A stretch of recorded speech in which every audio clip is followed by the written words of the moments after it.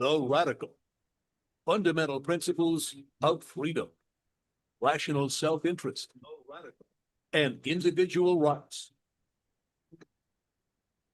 This is the Yaron Brook Show. All right, everybody, welcome to Yaron and Nikos show, our Sunday show.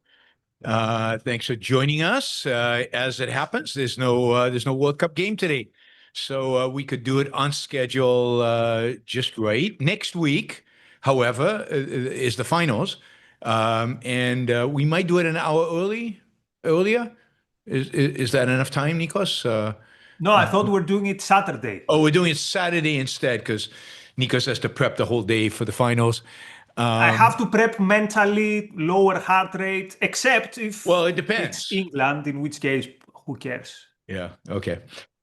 So I think we got the semifinals that we wanted, right? We got the top 4 teams in the world, at least according to the FIFA ratings, in the semifinals. I mean, these should be phenomenal games. Games yesterday were disappointing, both England and Argentina. Were not particularly good games. Your thoughts?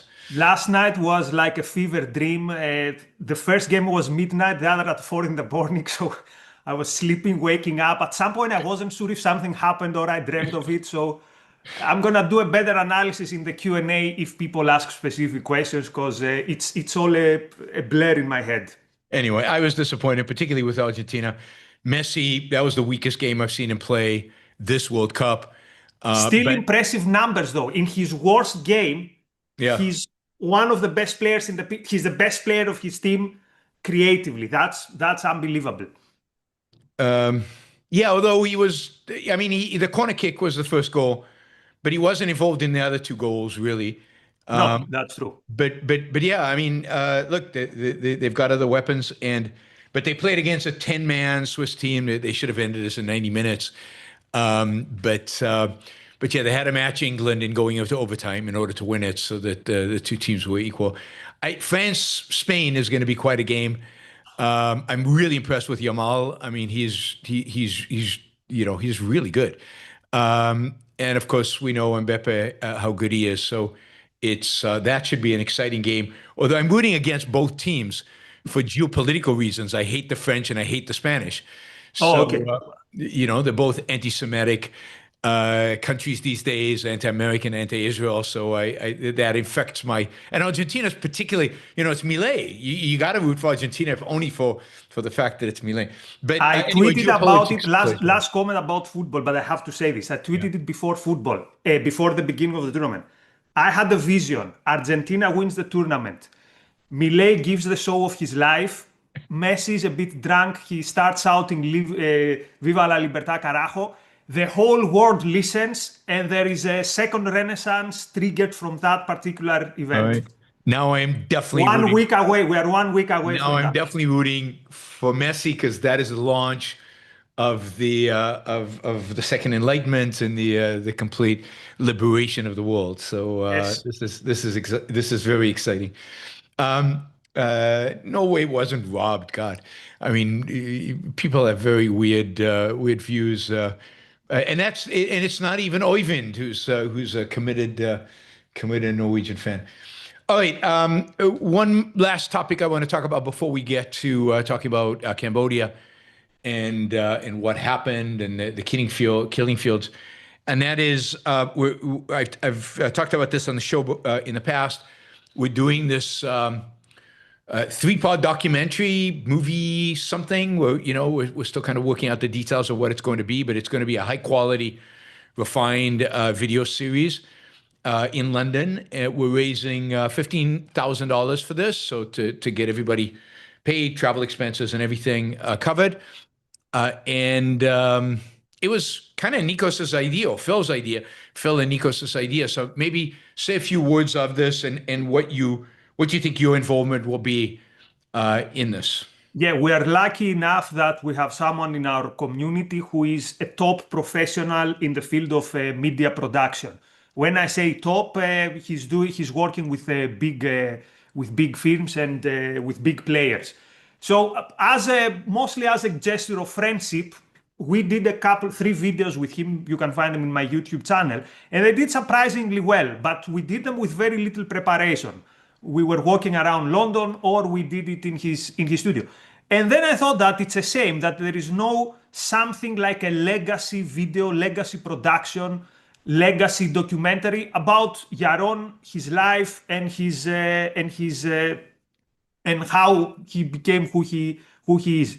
Now, this by itself would be an interesting project, but we thought, how about since we're going to be in London, we do something related to London. London is Yaron's favorite city. It's the city of the Industrial Revolution. It's the city that has some of the most interesting art, some of the most interesting architecture. So what we want to do is do three movies. One is going to be, which to me it's the most exciting one, the Yaron legacy one. But the two that are more promising in terms of many people who don't even know Yaron or objectivism getting hooked and listening the uniquely Yaron and objective view is the other two, which we're going to do on capitalism and on art. Now, we're not 100% sure about the titles because, again, we're working with a professional. So the titles and all the details are going to be fine-tuned so that whatever we produce is not just great, but it's also appealing. So if someone contributes and said, you told me the title is going to be Art and the Enlightenment. If the title is something slightly different, this is just so that we want this to reach many people. Now, what we expect from you is if you can contribute so that this can happen. Again, we're working with someone who is a top-class professional.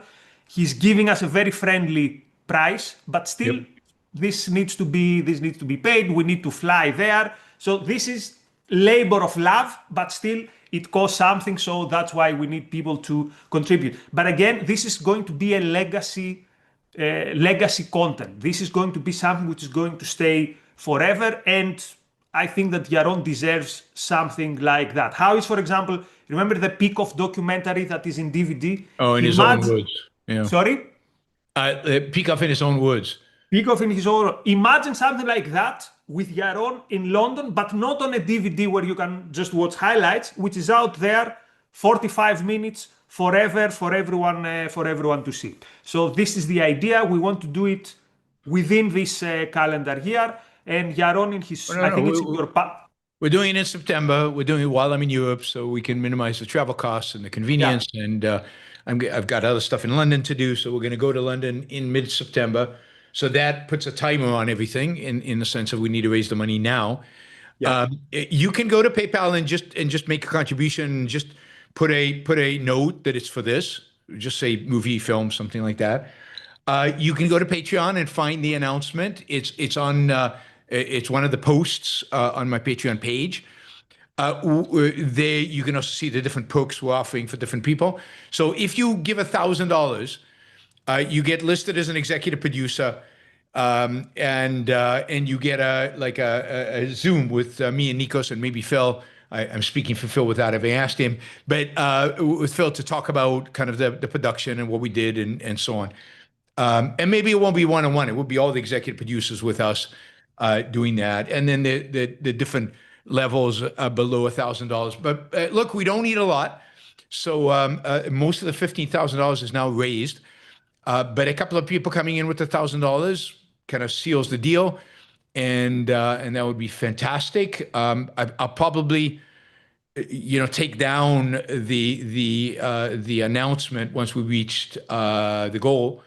Although I guess if we get more money, we could do more videos. I don't know. I have to talk to Phil and whether he's willing to do that. But let's try to wrap it up tomorrow, and so that I can fully commit to Phil and we can get this on the road. All right. We've also got, I'll remind you, stay on later. We've got a song review. Nikos and I will be reviewing Shazbat's song from R.E.M. And I'm happy to also review all referee decisions for you conspiracy theorists out there. Okay, Nikos is our football expert, local football expert. We can get clips from the games and show them, and he can review them. So if anybody's willing to pay significant dollars for that to happen, we're here. We're at your service. As long as you pay, we're willing to do a lot of things. Not everything, but a lot of things. So let us know how we can be helpful. All right, let's see. So before we start with Cambodia, shall we say to people why it is important? It's not just history. It's not just tales from the crypt. Absolutely, go for it. No, you go for it. You are the egalitarianism. I mean, egalitarianism is a philosophy that I think today dominates the left. It is the primary philosophy of the left today. At its roots, there are all kinds of variations and all kinds of ways in which they approach it. But at the core, in terms of political ideology, this is egalitarianism, and it's not just affects the far left. It is that the whole left is fundamentally egalitarian, and you can John Rawls, who is maybe the most important philosopher of the last 50 years, from not important, influential philosopher of the last 50 years, and Rand predicted this. She predicted he would be, really try to take egalitarianism and make it acceptable to the mainstream. And I think to a large extent, yes, I know libertarian fans of John Rawls, I know conservative fans of John Rawls, and I know, and of course, everybody on the left at the end of the day, when you think about taxes on billionaires and all of that, they're all John Rawls, they're all Rawlsians to one extent or another. This ideology of egalitarianism is everywhere. And the second thing is, it is so evil. I mean, I think Leonard Peikoff in the dim hypothesis basically says, this is the bottom, right? It doesn't get more evil than this. And, and we need to find a way to concretize that for people. And I think the reality is, the sad, tragic, horrific reality is that the story of Cambodia, of these poor people in a relatively poor place, and not that long ago, right? We're talking about 50, 60 years ago. The story you're gonna hear happened 8 years before I was born and ended 5 years before I was born.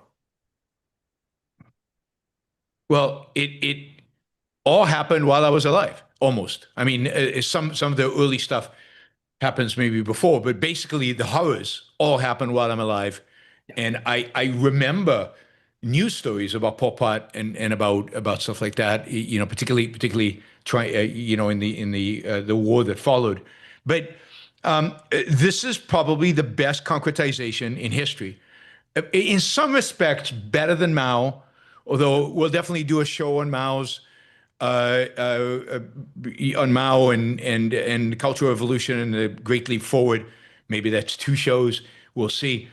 So we'll definitely do a show on that. But in some way, the horrors, it's more brutal. It's quicker. Everything happens super fast. It's condensed, and it's 3 years, 8 months, 20 days. That's how much it took to eradicate 20%, maybe more of the population. 3 years, 80 months, 20 days.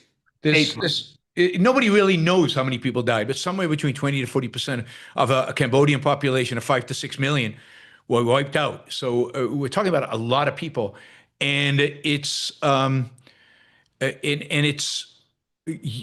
directly a consequence of the ideas these people held, and people who took these ideas seriously and were willing to do anything to make their reality, their ideas become a reality. Anything. And it should scare the bejesus out of you.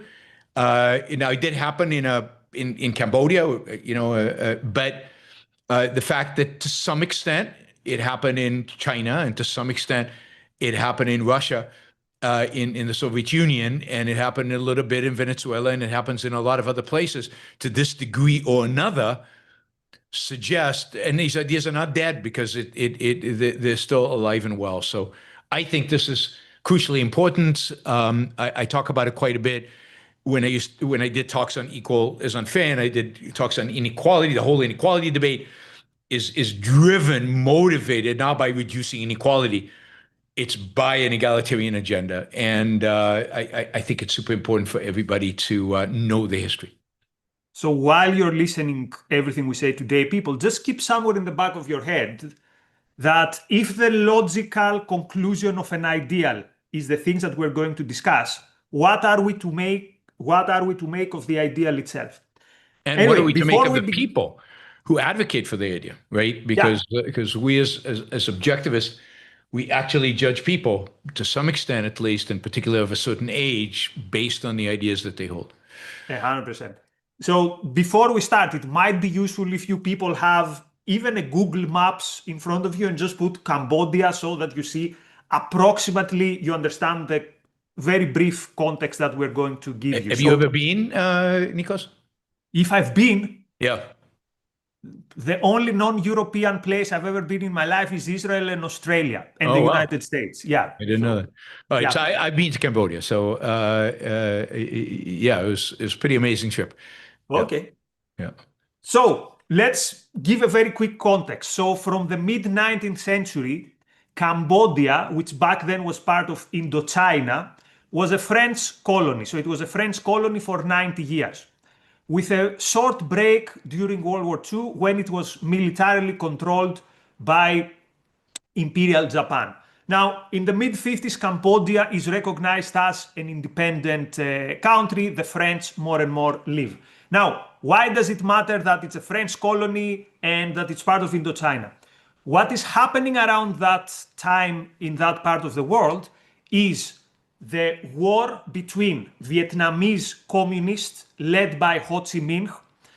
It's the Vietnamese National Liberation Movement against the French, the anti-colonial French movement. And Vietnam is part of Indochina as well. And so Indochina, to put it simply, is Vietnam, Laos, Cambodia. Yep. In the mid-50s, Vietnam is split to North Vietnam and South Vietnam. North Vietnam is a communist country led by Ho Chi Minh. South Vietnam is not communist, but it has very serious presence of communist guerrillas. You might have heard them as Viet Cong. Viet Cong. So how does Cambodia have communists in that place in the world? It has to do with the proximity to Vietnam and also to the proximity with a big figure in the history of the communist movement, who is Ho Chi Minh.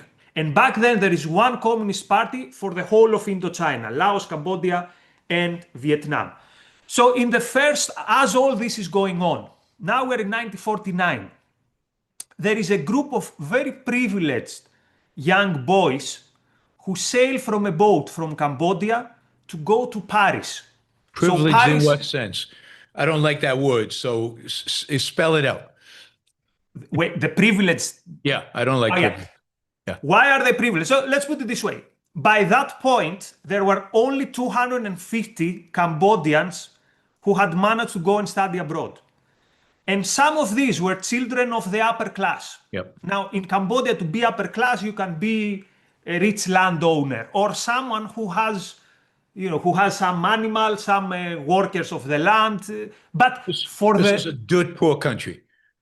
For such a poor country, we're talking about 1%ers, people of the, actually not even 1%, children of the 0.1% of the elites. So this boat with some of these boys of the elite arrive in Paris, 1st of October 1949. By coincidence, the day Mao announced in Beijing the establishment of People's Republic of China. And they arrive in a Paris, which is the world capital of leftist ideas.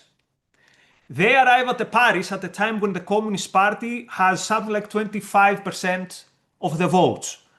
So although they arrive in a place to be taught by the colonial authorities on how to be good future colonial rulers, they are trained in quartier latin, in the cafes, in the bookshops, on how to be good Marxists. So they discover Karl Marx. They discover other Cambodians there, also children of the elite, who have formed a reading group. And some of them actually become members even of the French Communist Party. And one of these promising young men was a guy called Saloth Sar. Later, this guy became known as Pol Pot. That guy was not a great student or particularly bright, but he gets he gets excited with this vague idea of the revolution. He reads a bit of Marx. That's too complicated for him.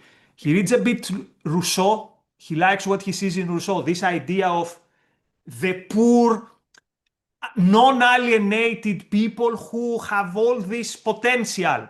And that civilization is fundamentally alienating. And they have been alienated by civilization. And also, he reads a guy called Piotr Kropotkin. Kropotkin was an anarchist, a left-wing anarchist. And in Kropotkin, he finds three things that he likes a lot within the analysis that Kropotkin does of the French Revolution. The one thing is the idea of egalitarianism, that the essence of revolution is we're all equal. So he reads the story of the French Revolution. Some people have a lot. Some people have nothing. You make the revolution, everyone has the same. For the mind of future Pol Pot, this sounds like justice. The second thing he takes is that the revolution is going to be through an alliance between peasants and intellectuals, the uncorrupted and the people who know better. That's the alliance. And the third thing he gets from Kropotkin is that a revolution must not stop.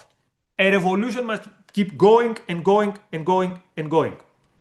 So this is how Pol Pot spends his future. Pol Pot was a nickname. Sal of Tsar. This is how he spends his time in Paris. He's not a good student. His scholarship expires. He returns to Cambodia, but now he doesn't anymore want to be a child who will be the new aristocratic elite. Now he wants to be a revolutionary, and he wants to contribute to the anti-colonial struggle. How can we get the last remnants of French colonialism out of Cambodia, including the royal family, which at that point is ruling the country? We want them out, and also to help our Vietnamese brothers who next door, that's why I told you guys have the Google map. You see Cambodia is, let's say, southwest somewhere of South Vietnam. So yes. So he wasn't particularly smart, and didn't take any real courses in. I can't remember what he studied, but he studied something technical. Something technical, yeah, non-intellectual. A bunch of the others actually, were smart, got PhDs in Paris, and they studied economics, which is interesting. Yes. And part of what they believed were things like, we want self-reliance. A country should be able to produce everything that it consumes, right? Sounds familiar. And so, yeah, go ahead. At that time, if you study with Marxists about the development of a third world country, back then they would call them a colonial country, the only currency in town was dependency theory. Yep. This idea means that these countries were poor mainly because of the colonials, of the capitalists. Once we get rid of the capitalism, sky is the limit. So the future Khmer leaders who did serious intellectual work, as Yaron said, they did it within a mainstream, boring Marxian, traditional Marxian economic analysis, which says if you want to develop, you need to get rid of the colonial powers. They are the reason why these countries are poor. Now, today we could have a 2-hour discussion about how all this was completely madness. We could bring examples from Africa. One of these days we'll do a show. At some other point. We'll do a show on colonialism. And in one of the PhD thesis, Case Sampan, I think Sampan, something like that. I'm not sure how to pronounce it.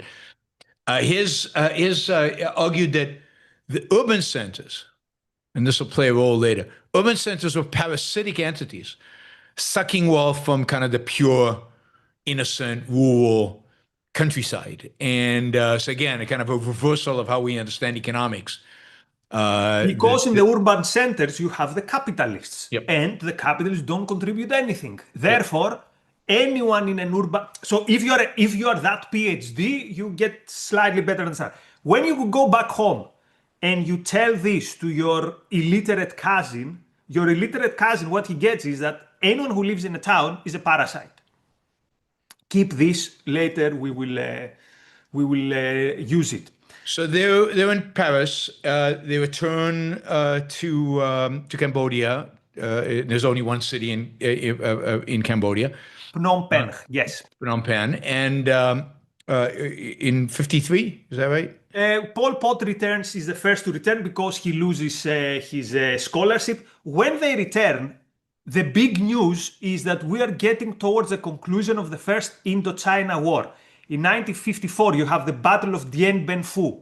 If you want to understand what a strike this was for colonialism, what a defeat it was for French colonialism, go watch the best deleted scene in the history of cinema, the deleted scene from Apocalypse Now, where the French colonialists, with so much pain in their eyes and the voice, talk about Dien Bien Phu.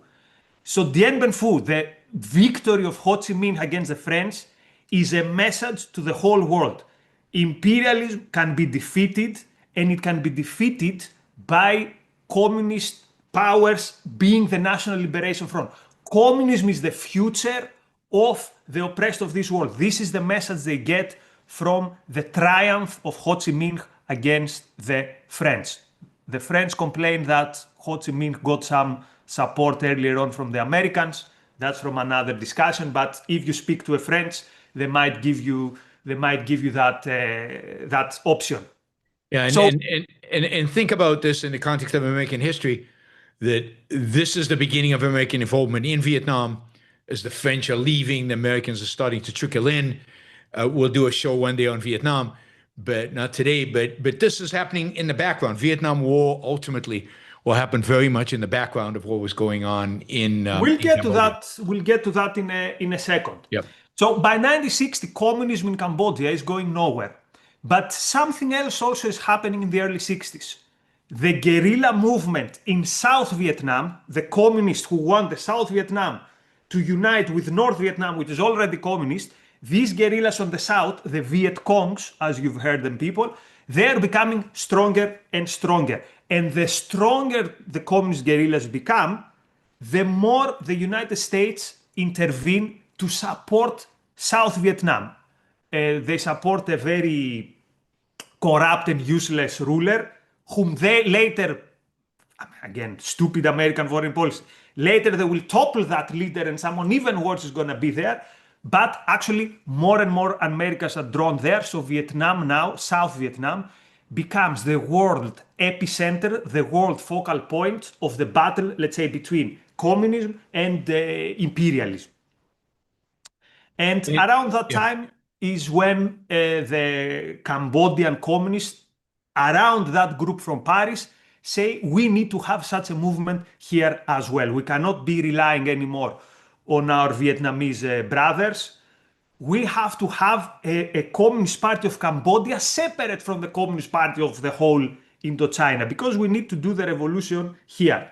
Now, during that time, there's a very weird figure ruling Cambodia, who is someone who is a king, but also who is a king who is socialist-friendly king. He has good relationship with China.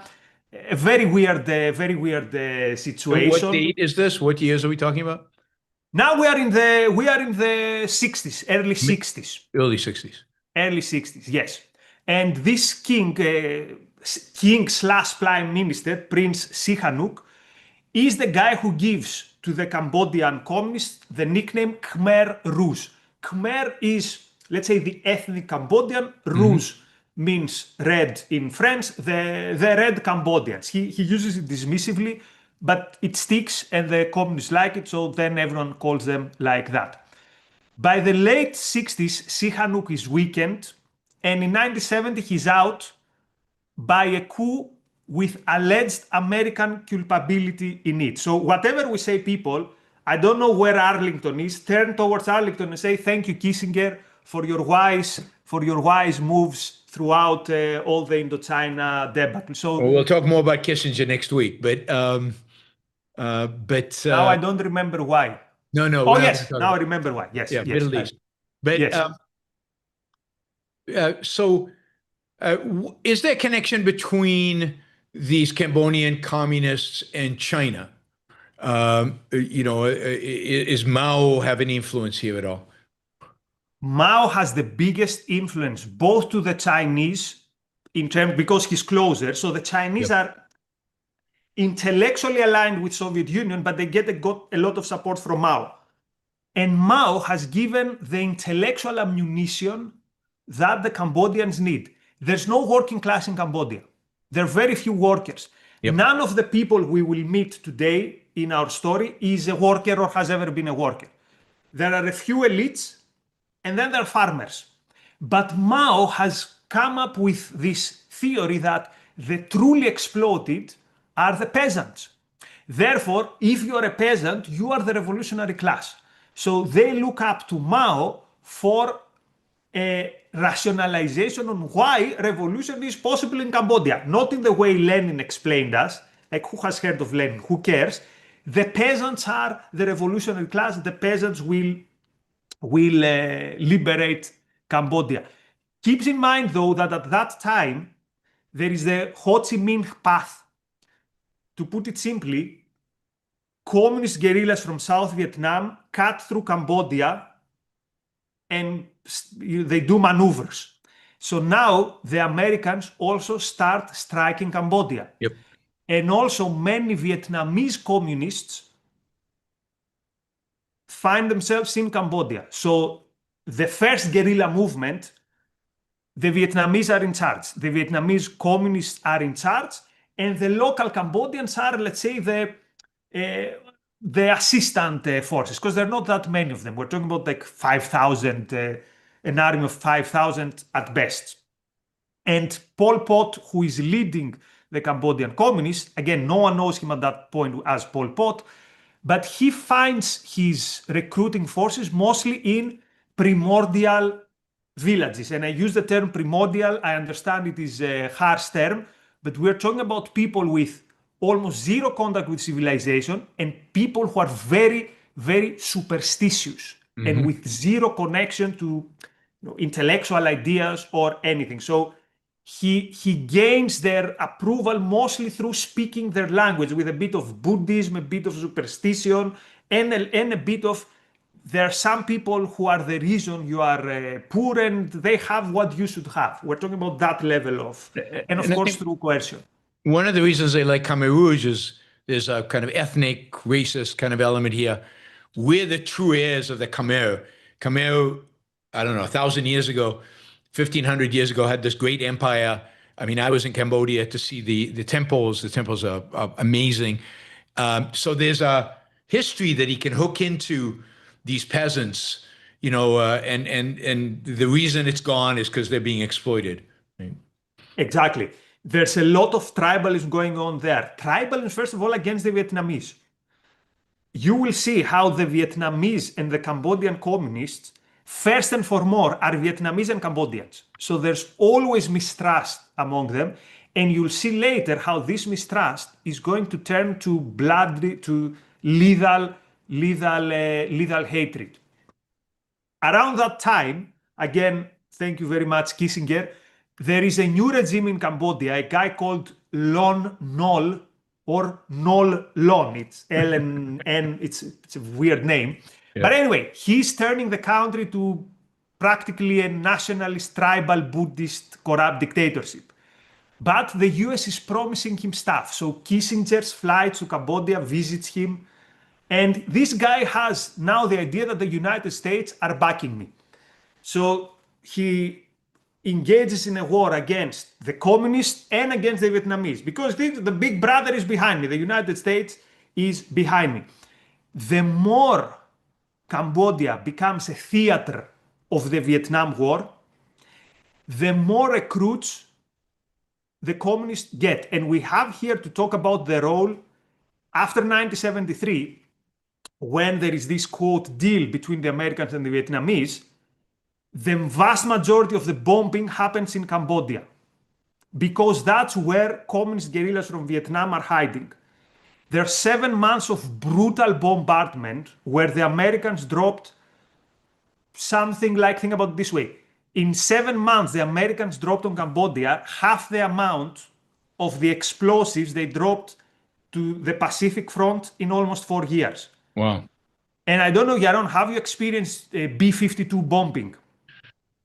No, but you can imagine, and Apocalypse Now is a good, they have some scenes in Apocalypse Now where you see, the smell of napalm in the morning. you see what that bombing was like. I mean, just bombing uh, big stretches of jungle because that's where the Vietnamese were hiding. You use the term you can imagine. I would put it, You can't we imagine. can't imagine. Yeah. I'll give you a very short historical anecdote. There were some Soviet military advisors who went to Vietnam, to South Vietnam, and the Viet Cong told them, hey, the daily bombing is going to happen. Get down, stay down. Keep in mind, you might pee your pants. The Soviets now, they were not college kids. They had seen things. When they got up from the bombing, each one of the Soviets, their trousers were wet. They say it was an experience that it was absolutely unimaginable. Now, imagine if this was the effect on the Soviet military advisors, what was the effect on farmers? Yep. On superstitious farmers who didn't even know what is an airplane. So they would lose their mind. They would be in days of absolute paroxysm. It was a very, very scary experience, but also an experience that solidified the idea that we are dealing here with some demons, with some devils, and whoever comes to save us from these demons from the sky, they have now our loyalty. So this is how the communists recruit. Also, B-52s, particularly back then, they don't have much accuracy. And the United States do not have the intel that Israel today has. So quite often these bombs drop in friendly villages, in the Cambodia Royal Army. So what happens, to cut a long story short, is that over 500,000 of terrified Cambodians flood to the capital. And they double the population of the capital. Imagine New York in 7 months going from 8 to 16 million people, but a much poorer New York. Sure. So the whole country is now in disarray. And in the countryside, the communists are establishing their reign of terror already in the countryside. And they start moving towards the capital, towards Phnom Penh. And on the 17th of April, 1974, they enter the capital. We can talk either now or later about what do we mean when we say that they establish a reign of terror, because what they do when they're in power, they were already doing it to the countryside. I'll just give it very quickly. Yep. It's that life becomes a huge barracks, a military barracks. Families are united in production units. There is no money, and there's no money for a reason, so that nothing from what could be produced can benefit a particular individual or an outsider. Everything belongs to everyone or to no one. So, and you also as a person, you belong to the production unit. There's no travel prohibited, no flirting is prohibited. Flirting is prohibited. No fancy clothes are allowed. And we will see all the things that will become the trademark of Cambodia under the rule of Khmer Rouge. The Khmer Rouge are already doing these things in the places they have under control, which shows that this is a plan. This is what their goal was. Yep. Their goal was, from day one, equality. And even when they get small amounts of land, this is the first thing they do. Here, egalitarianism in action. And we have to talk about what equality means here. Equality means everybody is the same, except for the people with the guns. But everybody else is the same. They have the same stuff. They do the same thing. They live in the same type of place. There is literally no difference between them in terms of outcome, in terms of how they live. They complete negation of private property, not even a little bit of no private property. And in an echo of maybe they read Anthem before they did this, but there's literally no I. The I disappears. Everything is we. Everything is collectivized. Everything. Every few days, there's something called introspection meetings, which sounds nice, like you all meditate. No, introspection meetings is where everyone should criticize acts of individualism from other people and then self-criticism. Did I do anything for myself?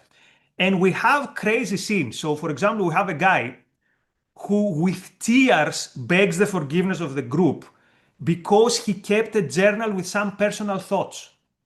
Now, I know that this comes from objectivists. People will say, "You, come on, guys, you read this in Anthem."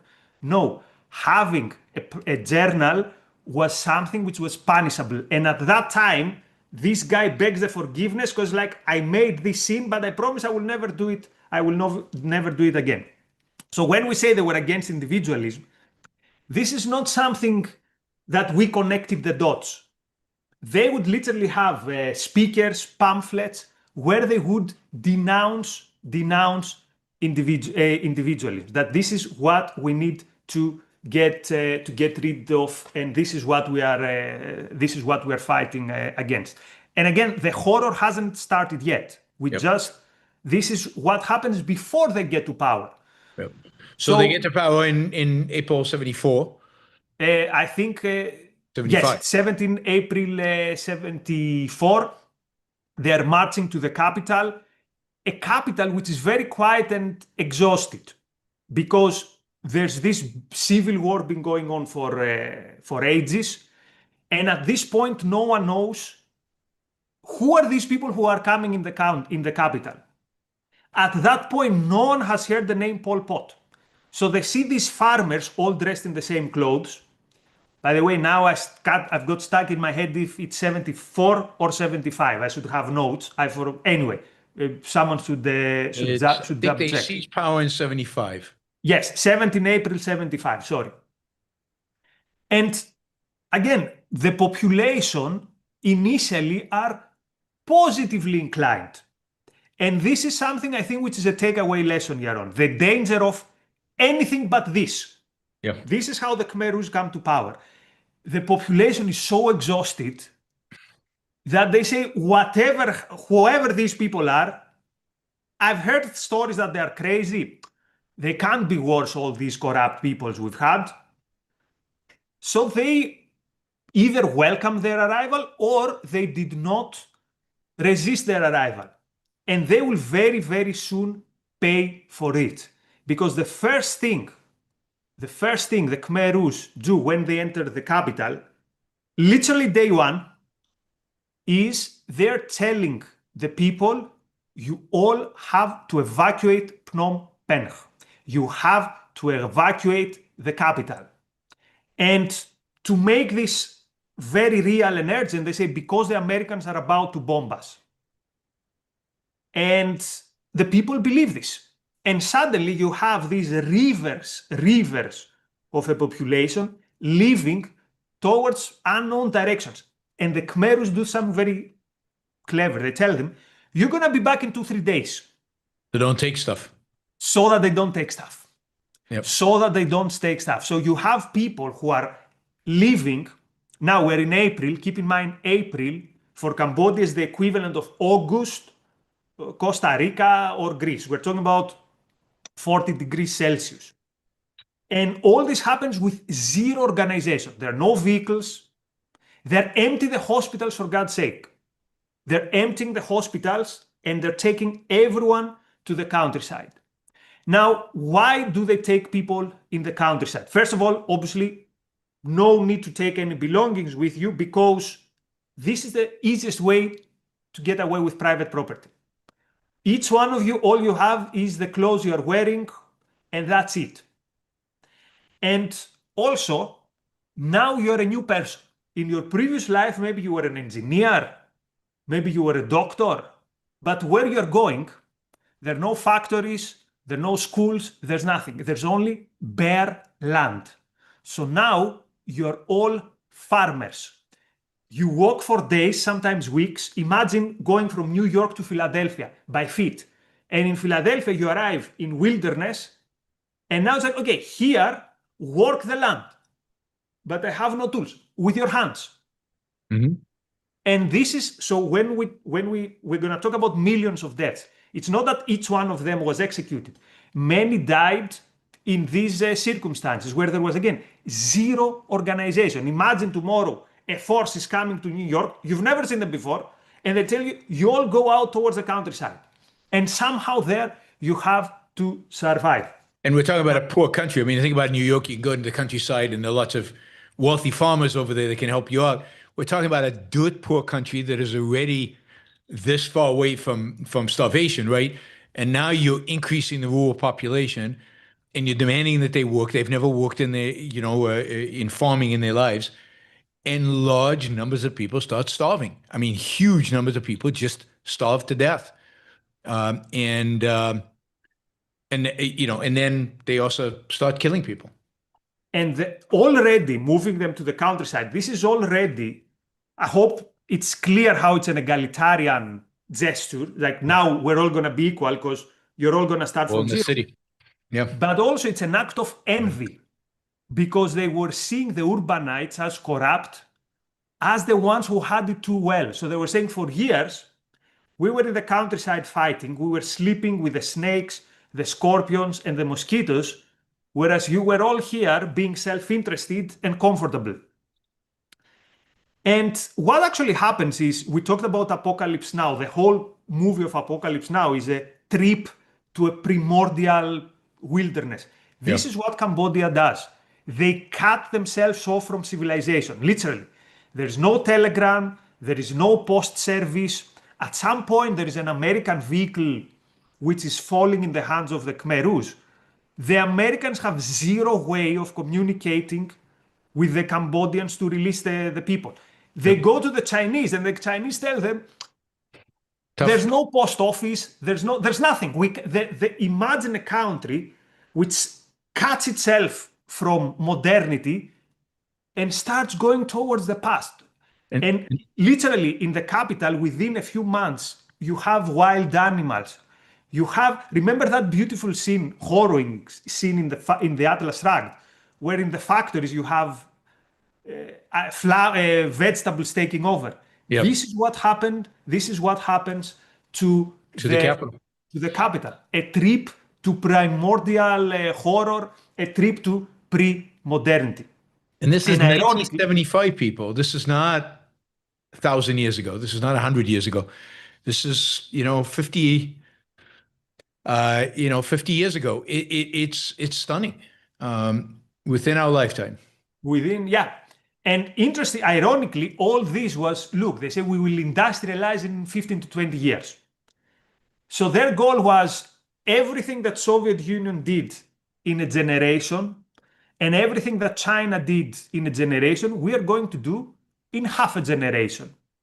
So again, their example was Mao and the Great Leap Forward, the biggest non-military catastrophe perhaps in human history. So show me who is your model to tell you what's going to happen. And also there's a lot of primacy of consciousness there. We want it so, we're good revolutionaries, therefore it will happen. Yep. And if it won't happen, someone did not want it enough. And so this is where you have then the second level of horror, which is looking for who are the enemies of the people, because obviously very soon you start getting the news that you have mass starvation and nothing is produced. So now they have to find the saboteurs.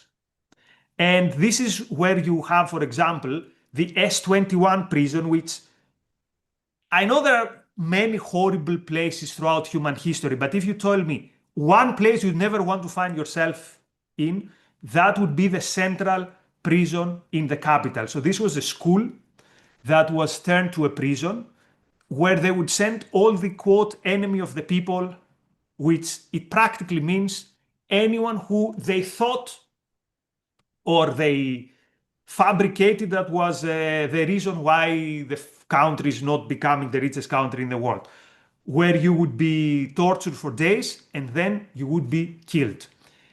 The survival rate in that prison was 0.1%. To put it into perspective, I had it somewhere here. I think in Auschwitz it was something like, anyway, but not 0.1%. If it was significantly higher. So it was practically, I think in Auschwitz it was 15% or something like that. Who were primary people who were sent to this prison? Mostly the ideologically suspicious elements. So people with some education. Yeah, education was a big one. Education was you've probably heard the urban myth that they would kill people with glasses. That with were wearing. This might be an exaggeration, but it's not an exaggeration that they were going after the teachers and everyone who is educated. This is why and the literate. people. If you were literate, then if you could read, and I think glasses were more of an indication of reading. If you could read, then you were suspicious because If you could you got an education somewhere. exactly, which means that you were of the old people. So the other thing they do, there is a proper apartheid in the population between the base people, they call them, and the new people. The base people are the farmers, uncorrupted, unalienated, something very Rousseau there. Yep. The new people had, I mean, no one had rights, but the new people had literally zero rights. They were citizens of a lower order. And something for our anarchist friends. It's going to sound very weird for a communist country. In Cambodia, the state literally withered away. There was no state. There was no tribunals. There was no secret police knocking at your door at night. There were practically fiefdoms of fanatics, and whatever the warlord in every commune would decide, that would be your fate. There were some communes where things were slightly less horrendous because the local warlord it's okay. But there was no trial, there was no state. There was no ministry of something and you go to the ministry. It was anarchy in action. It was the one case where indeed the state did wither away, and it was communism without properly a state. Yeah, you've also got Somalia. We've got a few examples of the state withering away, and they don't end pretty. None They of them don't end. They don't end pretty. So Now, yes. So I mentioned this to you before the show. I want to recommend a movie to people because I think the movie does a really, really good job of really showing us what was going on and what happened. So the movie starts with a family in Phnom Penh. They're obviously a little. I can't remember what the father does, but he's involved with the government in some way. And it's obviously a very educated family. The kids are going to school. And the movie starts with the Khmer Rouge have just entered the city. And next, they're out of their apartment and they are marched away. And the movie was made by Angelina Jolie, but it's beautifully shot. The children who are really the stars of the show, just they do a great job for kids. I mean, these are kids. And the movie really, really, really depicts what goes on in these places where they're farming, supposedly, and the brutality. And it's very explicit about the collectivist, anti-individualism, anti-private property. The movie's called First They Killed My Father. And that tells you a lot just from the title. First They Killed My Father. And it's about the kids and how the kids survive once the father and then others die, are killed. But the reasons they're killed, how they survive, the starvation. It really is worth watching this movie if you want to really understand what it was like. And here's one even darker, if there could be a darker ideal that the communists had in Cambodia. And this was that romantic love is also something which is very selfish. By the way, they're right on that, but for the wrong reasons. And therefore, it has to be uprooted. So every romantic love which was not approved by the state was persecuted. Families before the revolution were split. They were not living together. They were put in different communes. And premarital sex could be punishable by death. And there's one horrible detail that I can't get out of my mind. And I read it, so now you have to hear it as well, people. So there was a designated place for sexual consummation, how it's called. And this was only for reproductive purposes. And you had a red guard outside, making sure that, okay, guy, 5 minutes, out. But in such circumstances, people don't have any will to do anything because, as Ayn Rand said, sex, celebration of life, the last thing you want at that point is anything to do with that.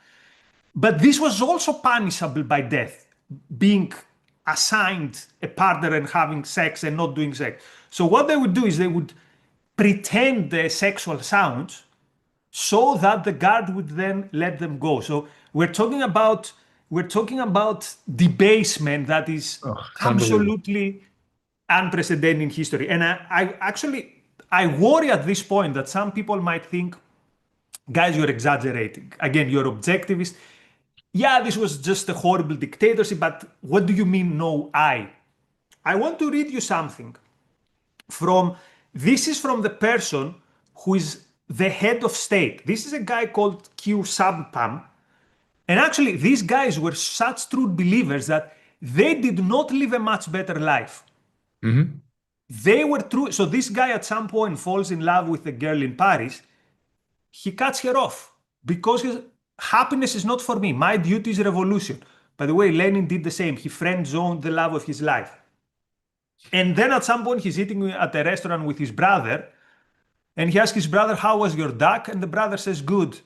And then he gives him a beatdown for 15 minutes. How dare you enjoy something when the people out there are suffering before the revolution?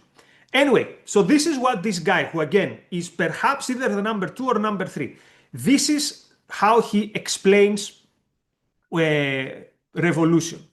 Quote, how do we make a communist revolution? The first thing you have to do is to destroy private property. But private property exists on both the material and the mental plane. To destroy material private property, that was easy, the evacuation of the towns, all that stuff. But, he says, spiritual private property is more dangerous. It comprises everything that is yours. Everything that you think exists in relation to yourself, your parents, your family, your wife. Everything of which you say it's mine is spiritual private property. By the way, he sounds like Dugin, so these people do exist still today. Continuing. Thinking in terms of me and my is forbidden. Yep. If you say my wife, that's wrong. You should say our family. And Cambodia is our big family. And one more line. The moment you allow private property, one person will have a little more, another a little less, and then they are no longer equal. But if you have nothing, 0 for him and 0 for you, that is true equality. If you permit even the smaller part of private property, you're not longer one, and this is not communism. End of quote. People, this quote, because I could not believe that it's true, I tried to double check it. I tried to double check that this person is real. All this is real. And it's not an Ayn Rand novel. It's not Anthem. It's not Atlas Shrugged, some intellectual in Atlas Shrugged.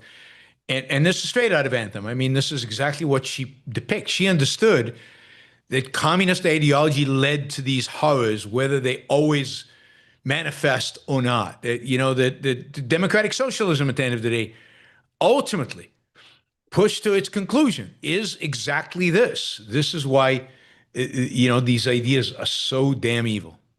And the crazy thing is that these guys are 100% correct.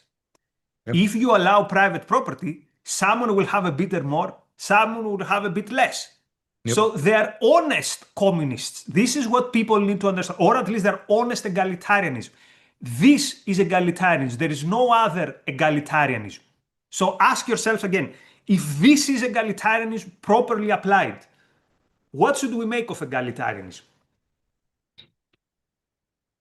So, people are starving. They're killing people. I mean, they're killing people in the prison. They're killing people out in the fields for all kinds of reasons. Somebody steals a little bit of food because they're starving. They kill them. And at some point, you are not also allowed to eat forage, how it's called, to eat dead animals or fallen leaves. Because again, then you are not part of the many. Then you have more than your brothers, and this is not allowed. Yep. There's some good scenes in the movie depicting that. People are dying, people are starving. Again, we said somewhere between 20 to 40% of the population is dying or dead. Uh, how long does this last? Yes. And then and what happens? Before, Well, one last thing. yeah. Yes, one last thing. We said that these people were truly altruists, and someone in the audience might laugh. I'll just tell you this. For almost half of the reign of the Red Khmers, no one knows that Pol Pot is the leader. There are even high admins in the party that do not know who is the leader. Pol Pot does not, there's no cult of personality. There are no posters. Wow. Because again, these people say, even within the party, we're all equal. Everyone is brother number one. This was the nickname of Pol Pot. Everyone is brother number one. Everyone is Pol Pot. Pol Pot is everyone and no one. So this comes to an end after 3 years and 7 months or something like that, something below 4 years, because the Vietnamese invade Cambodia, not out of the kindness of their heart, but they have how to put it, border disputes. Vietnam at that point, these people were experienced fighting the Americans. We're talking about perhaps the best army in the region, not just between them and Cambodia. Within a week, Cambodia has fallen because there's nothing there. There is no industrial base. There are no proper guns. Phnom Penh is almost empty. So the Vietnamese just parade in and they throw the Khmer Rouge again in the mountains. Some of them stay in the mountains for 10 years. They keep some parts of land here and there. Pol Pot stays alive for 20 more years. Then at some point, actually not at some point, very quickly, China invades also Vietnam because China sees Vietnam's attack against Cambodia an affront to a client state or to an ally. So you have 3 communist countries fighting each other. Vietnam is attacking Cambodia and China is attacking Vietnam. But the good thing of all this is that the Vietnamese kick out the Khmer Rouge, so the nightmare is over. For the record, I think the closest number to the percentage of population which is lost is between 20 and 22%, but it doesn't matter. And let me say already to anyone who might want to ask questions, I couldn't care less what's the proper definition. Is it genocide? Because many people say, no, genocide is only if you... I don't care. It's one of the biggest horror stories in history, however you want to call it. Genocide, Armageddon, Holocaust, Hecatomb. It's perhaps the most horrendous regime in the history of humanity, extinguishing 22% of its population in 3 years and 8 months. And we're talking about between 1.5 to 2 million people being killed. Yeah, population so I think we agree was 8 million. on the number. The question is how many people, what was the population of Cambodia when they started? And I've heard anything from 5 to 7 million. If it's 5%, if it's 5 million, 2 is 40. If it's 7, then it's 20. So it really depends on I've what heard the also 8. number is. One of the reasons it's 8, okay. difficult to measure is Yeah. because there are also many Vietnamese there who That's come right. in and out. So, and of course, as it happens again with all tribalists, at some point they turn against the Vietnamese, they turn against the Buddhists, they turn against the minorities. So it's an absolute, absolutely crazy. Yes. So what happens to the Khmer Rouge? I mean, are they killed? Did the Vietnamese come in and wipe them out? Did the Cambodians, once they kick out the Vietnamese and establish independence, did they kill the Khmer Rouge? I mean, I think the story of what happens to Khmer Rouge afterwards is fascinating. So they mostly go towards the Thailand border and they establish some fiefdom there. Now, they don't anymore go to their old habits of egalitarianism and all that stuff because now the focus is let's form an alliance to kick out the Vietnamese. So Pol Pot dies a natural death in 98.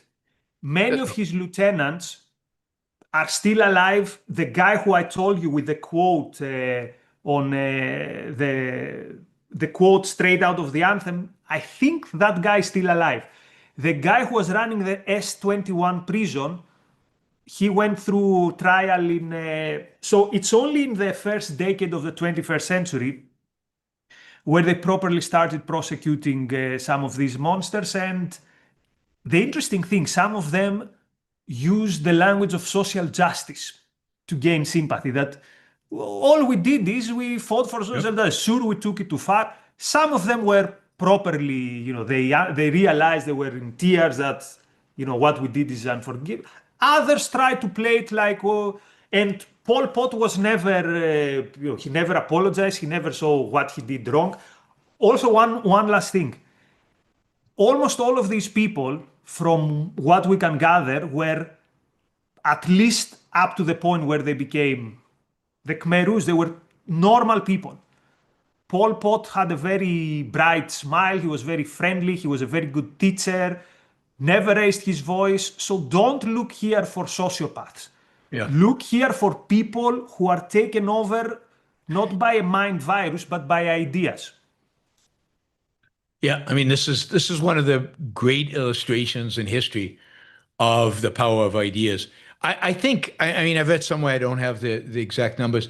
Some of the Khmer Rouge landed up in more modern Cambodian governments. They were absorbed into Cambodian society and survived in government. But remember, this is not like the Nazis where you have lists who were in the Nazi party. Here you have an anarchy who, first of all, these people were not under their real names quite often. Yeah. Again, even Pol Pot, the big reveal of his name, I think was in 1977, like 1 year before they fell. So I'm sure that many of them, and also many of them back then were kids, not the foot soldiers, was a 15-year-old. And sometimes they were the worst, obviously the worst and the most fanatic killers.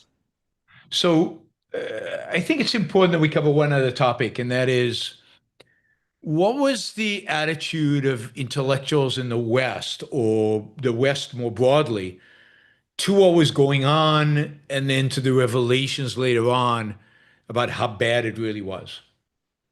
In such cases, the first question we have to ask is, when did the world know, and what did they know? Everyone knew that they evacuated the capital because, again, they did it in day one. They were still foreign correspondents, foreign diplomats. There were already stories, horror stories, from people who managed to literally walk to Thailand and find refuge there. And you have the usual pattern. You have leftist intellectuals and mostly academics who either support the regime or they are telling that all these things that you heard are lies. Now, keep in mind, because Cambodia was an ally of China and not of Soviet Union, the communist parties in the West wanted nothing to do with Cambodia. But all the far left, extra parliamentary left, we call them in Greece. So all the Maoists were excited. And I think there's something particularly demonic and satanic. I don't know what phrase to find. In the last year of Pol Pot's reign, he realizes that this craziness is too far, so he opens up a bit the country for foreigners to come. And there are many foreigners, sympathetic communists, who fly to Cambodia. And my suspicion is the thing that they like the most is that everyone is equally poor. So listen, just a few lines. These are some Swedish people. This is from Christian Nimitz, Socialism, the Failed Idea That Never Dies. So this remember that Ayn Rand said someone that she hated that line that said that in Soviet Union everyone wears the same crappy clothes. This is not from a novel. This is a real, and these are from these activists from Sweden. Quote: city dwellers who once lived in villas with servants do find the food in the communes a bit meager. The food, by the way, was 2 spoons of rice in a soup every day. But the cooperative guarantees foods for all. Notice the glee, right? Haha, you don't have good food anymore. 2 more lines. The simple guarantees of dwelling space, clothes, and food that the new society provides turn the dreams of a poor present into reality. And continuing, the old society is gone. Then there was luxury and fine wines and the sweet life for the selected few. But the people had it hard. Now everyone can satisfy their hunger and all can cover their nakedness. This is their vision, guys. This is their vision. You can cover your nakedness. This is the vision that leftists have for you. There is rice and there are clothes. Twice a month, it is said, everyone is able to eat dessert. So they're telling you openly that this is what we saw in Cambodia, and it's great. So this is the left for you. This is egalitarianism. This is egalitarianism for you. Noam Chomsky. Okay, yeah. So here's a bit of urban myth on the Chomsky situation. So they say that Chomsky was a fan of the regime and all that stuff. What actually happened is that twice, in 77 and 79, Chomsky, together with someone like him, they made a lot of fuss claiming that the information that comes out of Cambodia is unreliable, that all the horror stories you hear is unreliable. And they say we remain agnostic, as if we didn't know what happened in Soviet Union, in China, in every other country. Yeah. Yeah. You could say, okay, he just tried to be objective.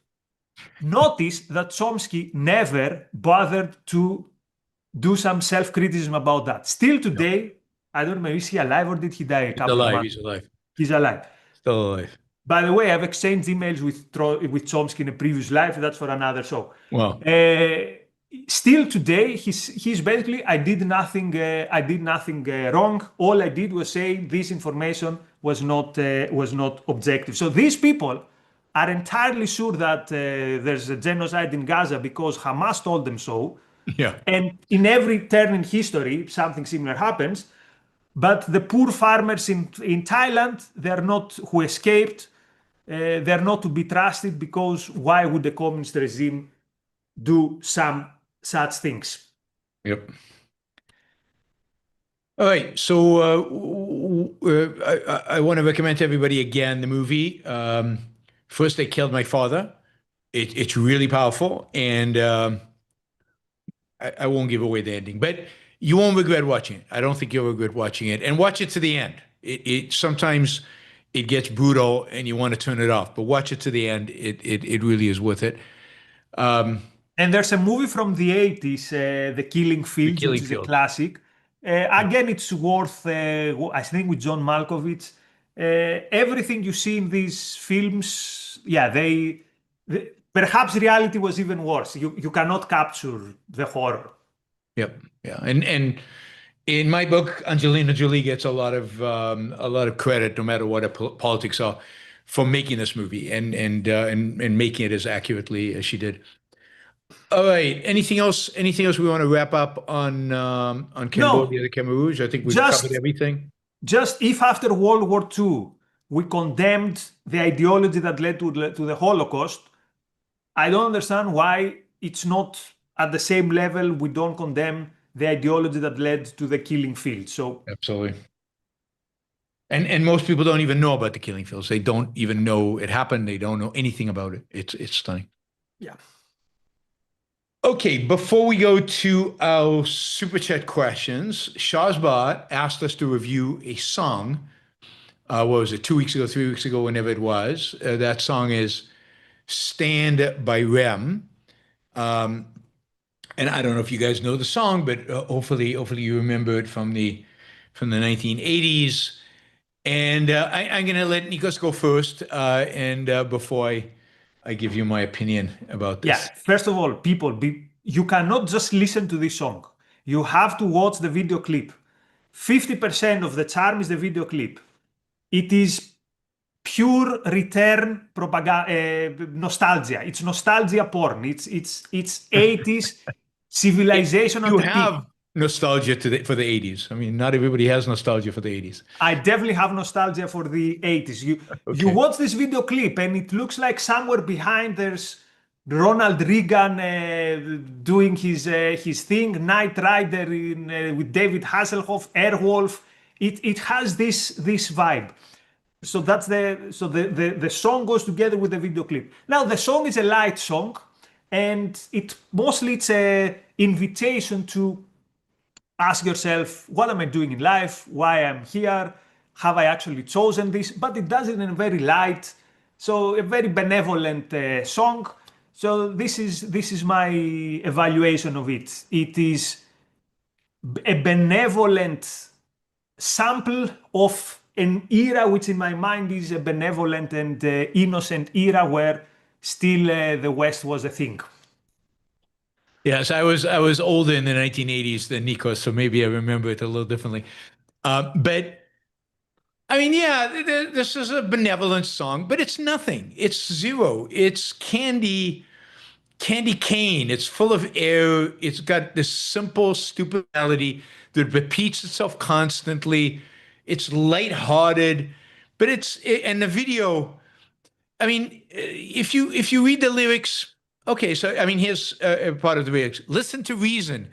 Season is coming, and the whole idea is your feet are planted on the earth, and your head guides you to where you go. Right. So great theme, really good theme. But it's nothing. It's, there's no content. There's even the lyrics. I printed out the lyrics. It's just repetitive. It repeats the same thing over and over and over again. And the tune is, I find it boring. And I look at those haircuts from the 1980s and I go, oh my God, that's me. Photos of me in the 1980s. I look exactly like that.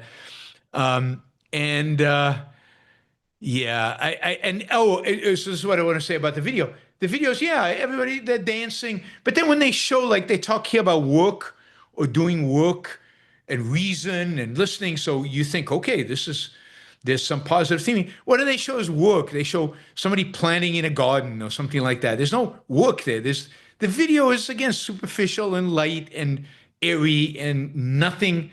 There's nothing there. Zero, zilch. Sorry, Shazbot.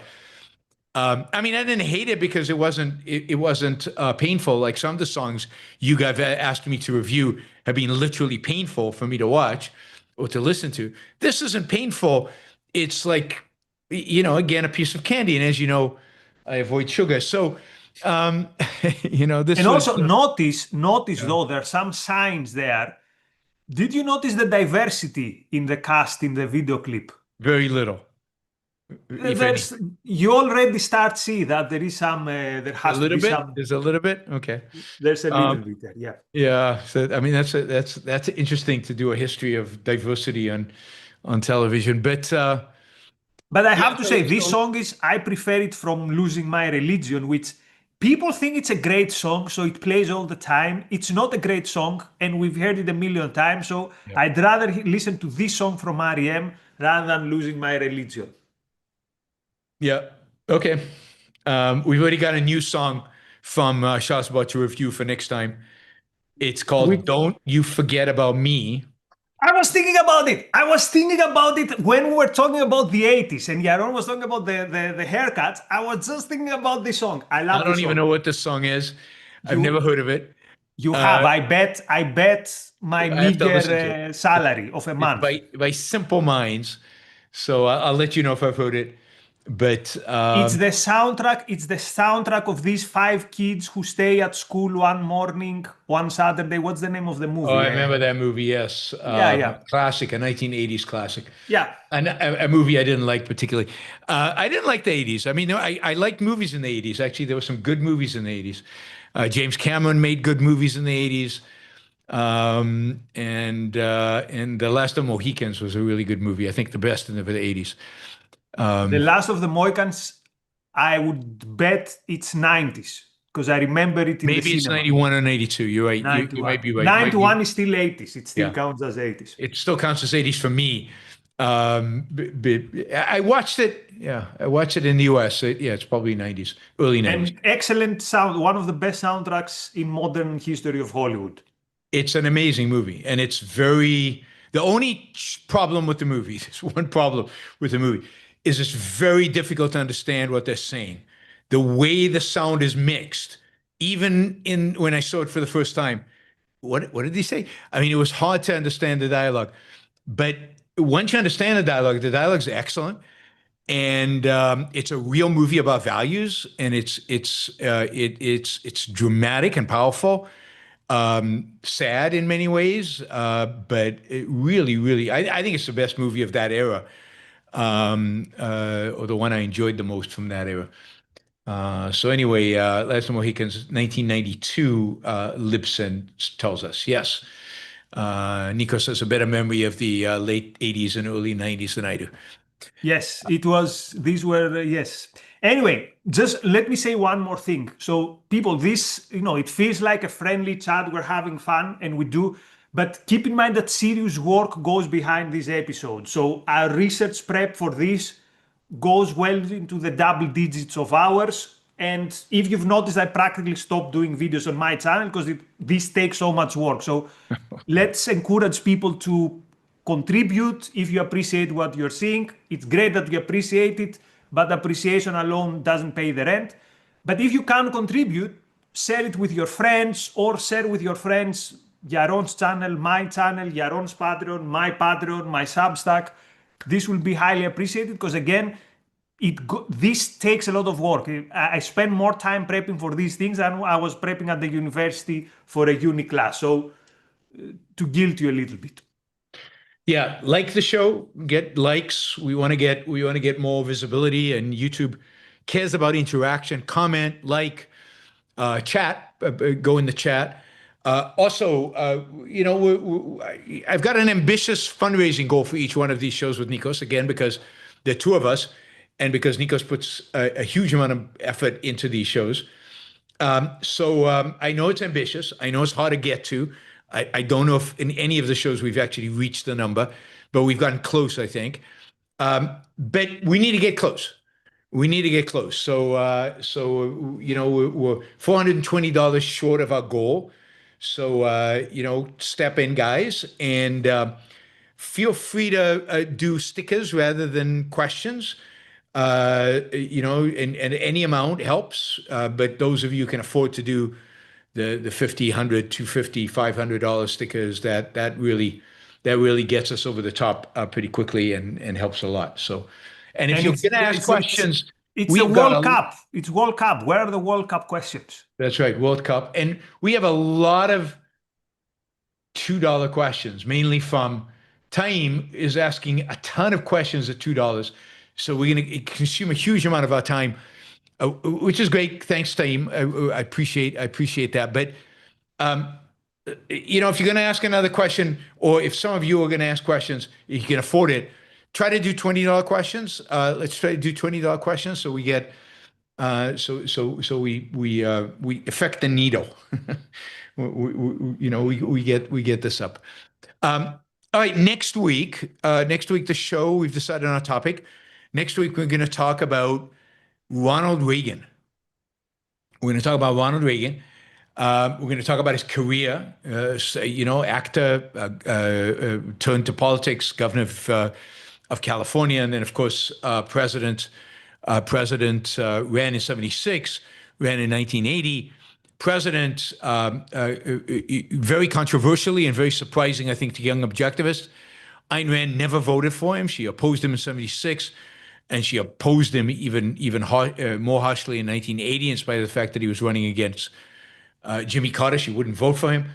So why didn't Ayn Rand vote for him? And what was he like? Was he a good president? I mean, a lot of people consider him one of the greatest American presidents. Does he justify that?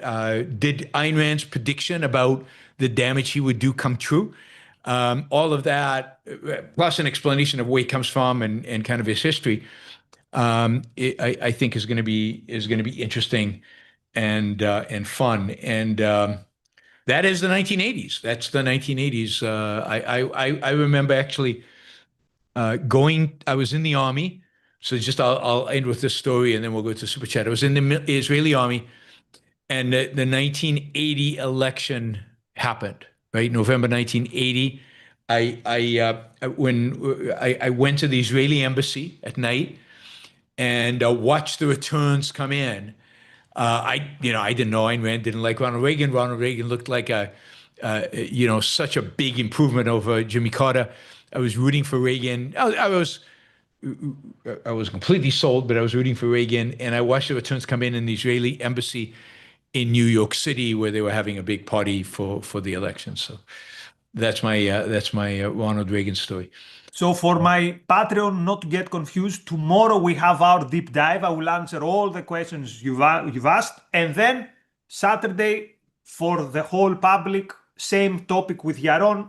Probably we're going to focus on different areas. Yaron is more of an expert on economics, so we'll see if he was indeed that defender of freedom. So for those of you who follow both me and Yaron, this is going to be a Ronald Reagan week. Sounds good. All right, let's turn. Oh, well, let me thank the sticker people first. Nick, thank you, and Exit, thank you. Bonnie, Thank you. and Roland, and David, and Bonnie, and Bonnie again. Bonnie. Oh, and Paul, and Thank you. Adri, $50. Thank you, Adri. Really appreciate the $50. Ryan, thank you for the sticker. And all right, that is our stickers for now. You can continue to do stickers. You can continue to ask questions. Primarily looking for $20 above questions, because we've got a lot of questions. We're going to be here for a while, and I've dinner plans. So let's start with the $50 questions. First one is from Michael. Thank you, Michael. Thank you. Michael, can you react to Brad Pitt's comments on Ayn Rand and the Fountainhead and Atlas Shrugged? He said he didn't like the theme of "we're better than you, we have all the right answers, and you don't deserve us, so we're going on strike."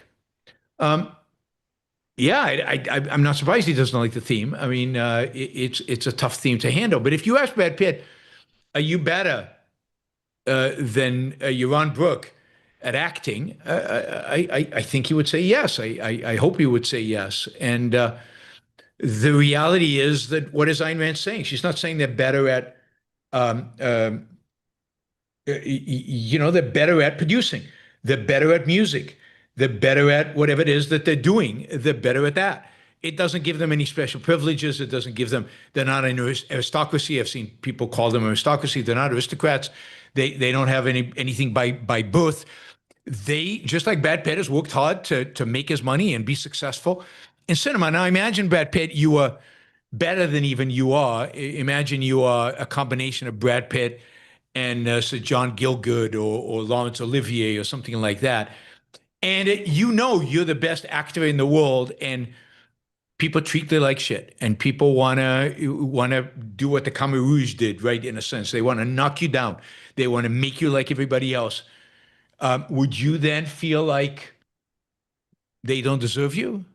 I know a lot of actors, and who ultimately do feel that. So, I mean, they did it to Marilyn Monroe to some extent. Now, she wasn't a great actress, but she had a great spirit. She had a spirit about her, and they knocked that spirit out of her. And there's a sense in which they didn't deserve Marilyn Monroe. And I think partially she knew that, and she couldn't live with that, and she committed suicide.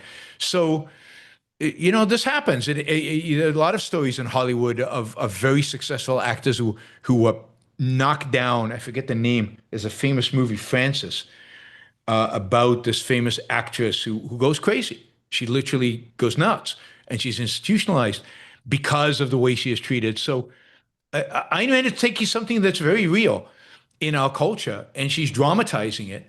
And of course, there's a wider purpose to the drama. It is a book. It's a novel.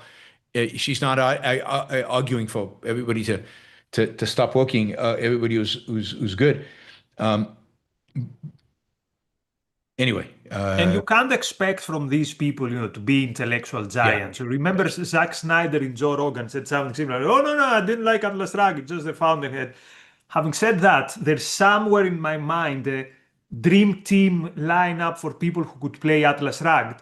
Younger Brad Pitt is definitely John Gold in my ideal. So Brad Pitt is John Gold.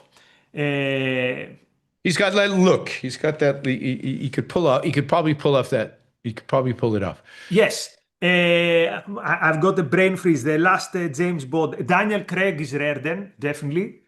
And Alain Delon, Francisco, that would be great. So it would be mixed from different eras. Maybe AI can do it one day. Yeah, I mean, there was. Oh, sorry. And Matthew McConaughey is made to play Ellis Wyatt with the accent. But part of it is who's playing James Taggart and Leslie Mouch, and those are going to be significant actors as well, right? But there was a project at some point that Angelina Jolie was behind to make Atlas Shrugged, and she was really trying. And Brad Pitt was going to play John Galt. She was going to play Dagny, and the scripts were just awful.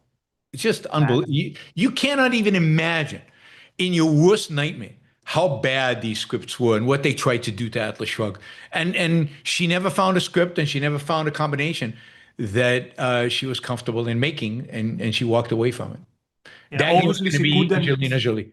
She Oh, couldn't who play. does Nikos think Dagny should be?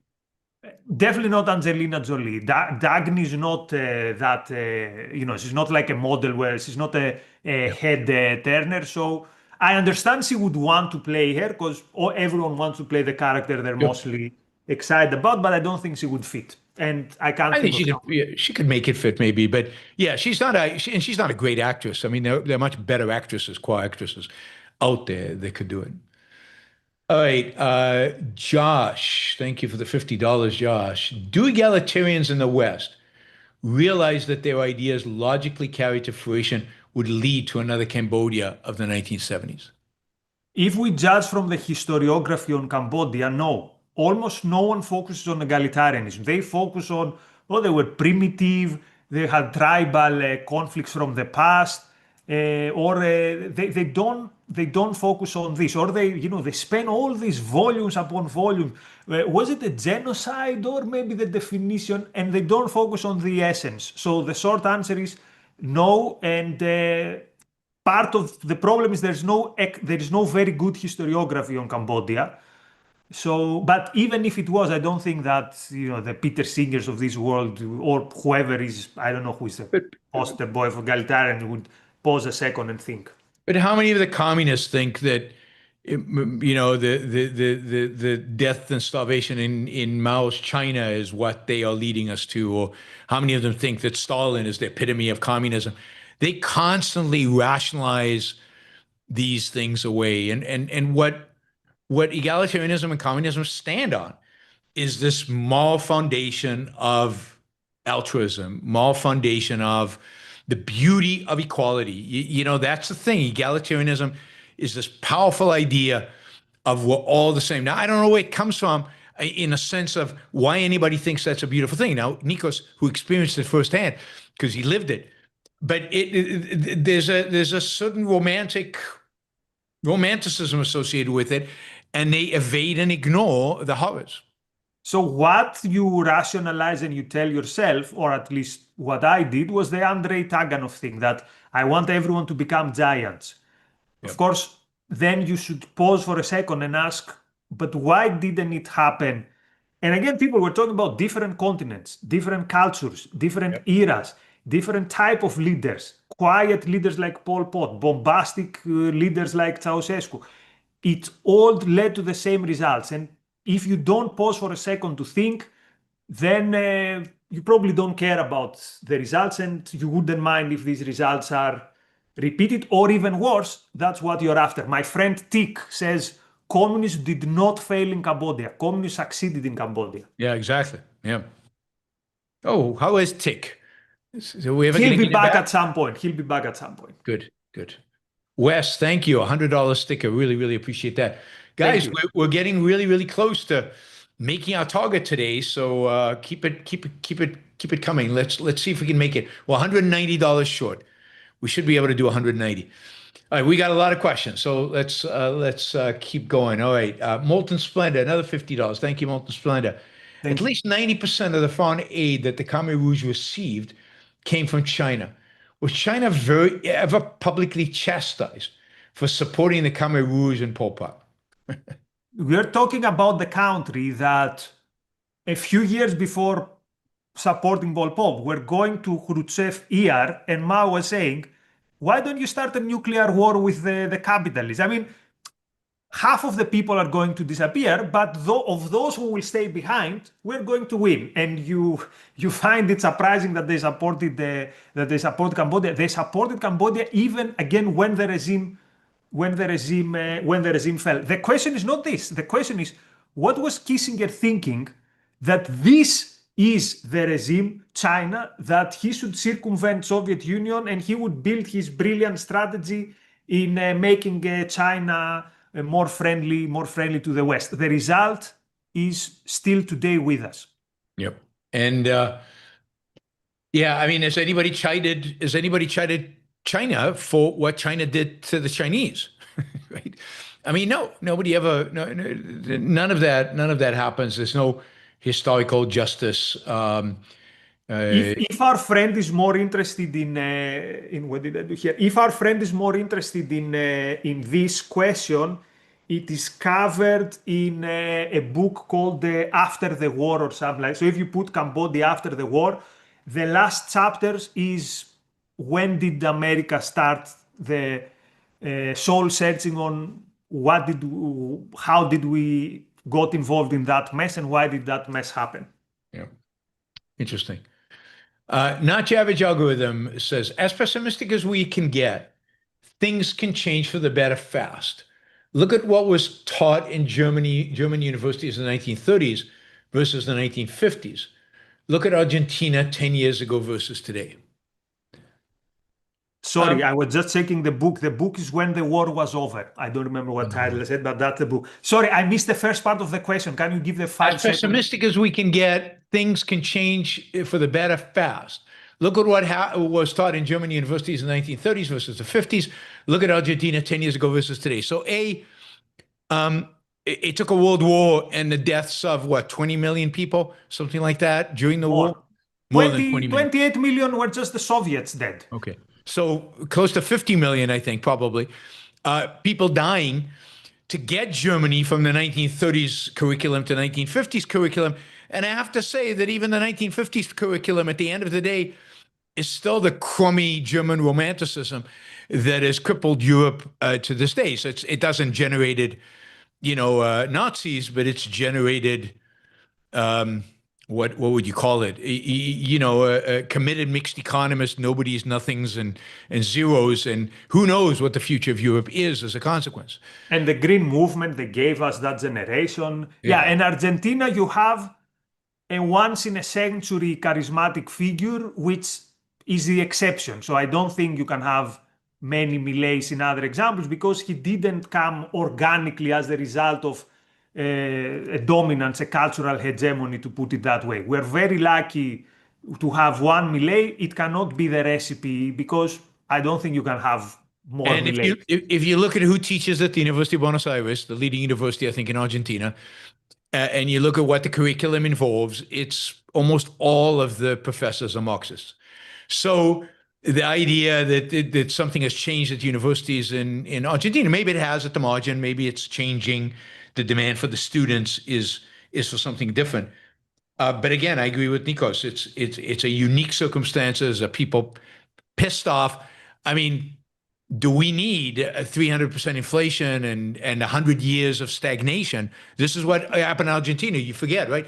100 years of stagnation. In order to get Milei, okay, we start the stagnation today. We'll talk in 100 years, and let's see if we get our own Milei. So to think that it happened in 10 years is a mistake. It's taken 100 years.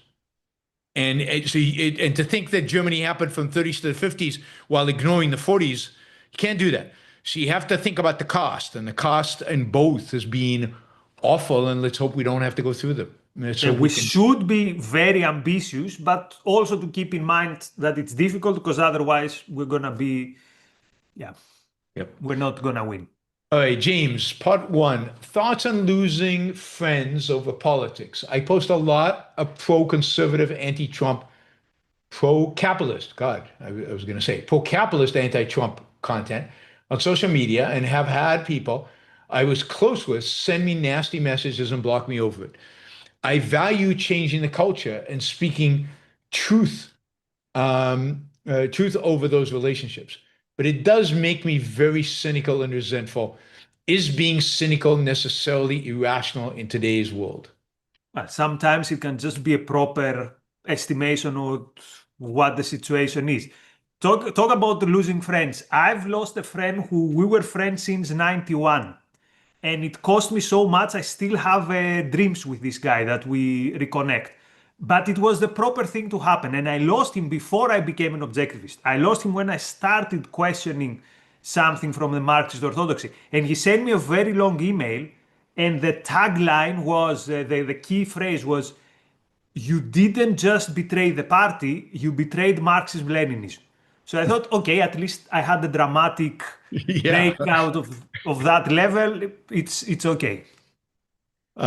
Yeah, James. I mean, it's traumatic. It's difficult. It's sad, and it causes you to question your relationships with people and to question the sanity of people. Because, I mean, really, people who consider themselves objectivists breaking from you because you see through Trump. Even if they disagree with you a little bit about Trump, maybe they think you're too much, too negative. I mean, really, to block you, I would say thank goodness. I mean, good riddance. To hell with them. If they think that much of Trump, then I don't want to have anything to do with them. So it's a sad world where even the objectivist movement is so small, and yet people are so divided about an issue which I think is pretty clear. But even if it's not quite as clear as I think it is, shouldn't be as kind of awful and hateful as it has been. So I think being a little, I've broken off with friends lots of times. So this is not new for me. Over lots of issues over a long period of time. Most of my friends have been objectivists. Many of them did not remain objectivists. And I don't think I've broken over Trump with anybody, but because most of the people that I broke with over Trump, I've already broken up with. So, yeah, I mean, you have to go on and you have to try to find the best people, and you have to figure out who they are. And look, the most difficult thing I think in life, and I think Ayn Rand discovered this, and Ayn Rand was incredibly perceptive. The most difficult thing in life is to judge people. Judging people is really, really, really hard. Figuring out people. Yeah. And sometimes more difficult than friends is family. So I've had more problems within my family, I mean, my parents and that family, since October 7 than when I transitioned from Marxism to whatever I transitioned. So yeah, that was still today it's very, very difficult. We have like an agreement of silence that this is not, we can never discuss it, never comment on it on the news because otherwise it was not cool. Yep. It was difficult. Yep. I mean, absolutely. Family, I figured out earlier than I did friends. So just because it became an issue from day one. Andrew, other than on religion, is the Christian New Right ideologically opposed to democratic socialists? They are opposed in the same way that the Khmer Rouge were opposed to the Vietnamese. It's a different tribe over the same territory. So, and remember when they asked J.D. Vance a couple of years ago, and he was unusually sincere. They asked him, "Who are the politicians from the other side who you are mostly sympathetic to?" And he said, Bernie Sanders, Elizabeth Warren, Tulsi Gabbard. So I wouldn't be surprised if they have more in common with democratic socialism in essence than with, I don't know, the Kamala Harrises of this world. Yeah, I think if you look at kind of policy issues, they probably disagree on welfare, and they agree on central planning and running the economy. But they so protection and all that. But the new right is probably less eager to dramatically expand the welfare state, and the Social Democrats want to dramatically expand them. I think that's the main difference between them. Richard, wonderful presentation. I well remember the terrible story of Cambodia, and you have told me much that I didn't know, especially about the background. Thank you. Thank you, Richard. We both appreciate that. Andrew, why is it that the idealism of objectivists always takes the form of self-sacrifice? The idealism Oh, of sorry, of not objectivism. objectivists, of collectivists. Just, I can't read today. I just, I don't know what it is. Why is it that the idealism of collectivism always takes the form of self-sacrifice? Because that's the automatic link they have with the term idealism. The good is to self-sacrifice. And it's the same, for example, with fascists, it's one step further. You go after self-sacrifice. If you don't self-sacrifice, something is, you look for the opportunity to self-sacrifice. So it's not a mystery to me. It's maybe I'm missing something, but it's obvious. The ideal is self-sacrifice. So if you want to be the ideal man, find a way to self-sacrifice. The Iranians also did it. So every form of collectivism. Again, at some point we need to talk about the Iran-Iraq war. If you thought today's story was crazy, wait to hear about that. Yeah. Look, collectivism is self-sacrifice. I mean, it's the very notion that what matters is the group and you don't matter. And your purpose in life is to sacrifice the group. Now, soft collectivism, if you're not idealistic, okay, well, I'm part of the tribe and I do my thing for the tribe, but I'm not gonna, I'm not eager to shoot myself in the head for the tribe. But if you're an idealist, if you really, really, really believe the tribe is it, the group is it, whatever the group happens to be, this is what matters. My life doesn't matter. If you really take that seriously, then yeah, it's self-sacrifice all over the place. So all it is, idealism is more consistent. That's all it is.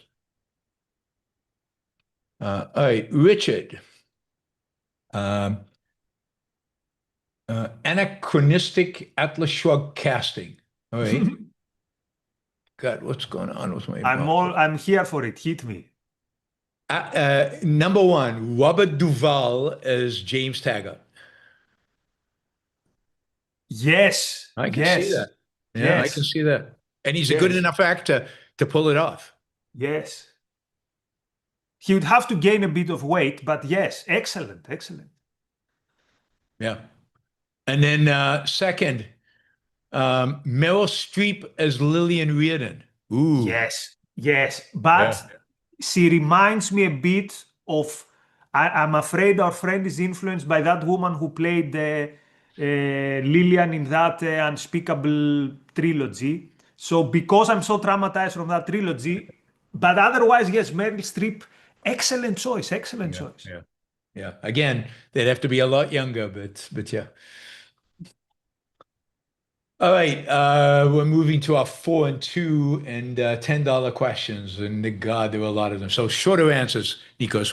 We adjust the answers to the amount of money that is. I'm an egalitarian with super chats, but I'll try. All right, we'll try because there are a lot of them.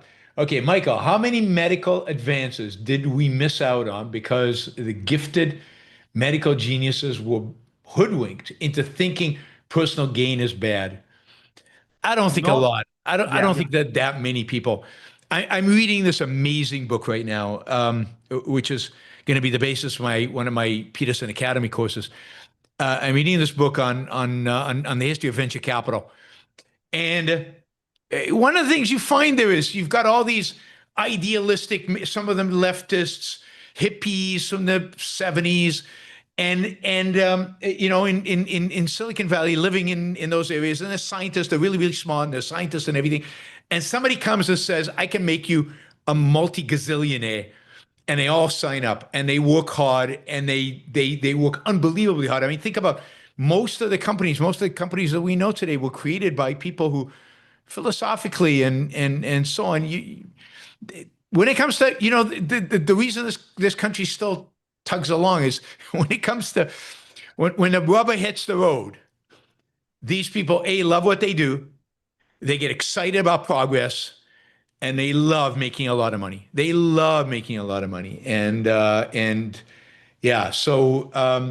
I don't think many people, at least past generations, maybe it's different today, maybe it's gotten worse today, but I don't believe the past generations of scientists and doctors and engineers are so brainwashed to hate the profit motive that they don't want it for themselves.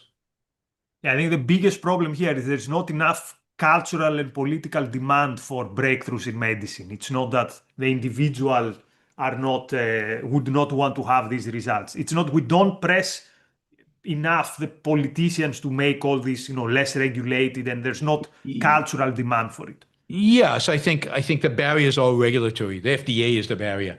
It's not the attitude of the scientists. And I think even in terms of the demand for it is changing, right? I think the elevation of longevity and stuff like that, and people more talking about it, is creating more and more demand. But we still have the FDA, we still have the regulatory state, we still have all the barriers to it. But I'm telling you, this book, I'll advertise it on a different show because I can't find it. I don't have it in front of me. It's just amazing. I just read about the story of Genentech, the first real biotech company to go public, and how it succeeded, and what it took to make it a success. It's inspiring. The work the venture capitalists do.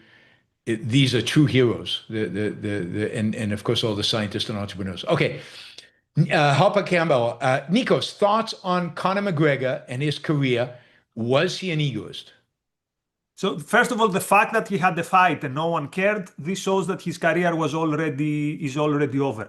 With Conor, there are two different periods. The period before the Khabib fight, where it's a rocky story, and the period from the Khabib fight and after, where he's a completely different person. I don't know what the reasons were, but after Khabib, definitely not an egoist. He completely lost his focus, he lost his mind.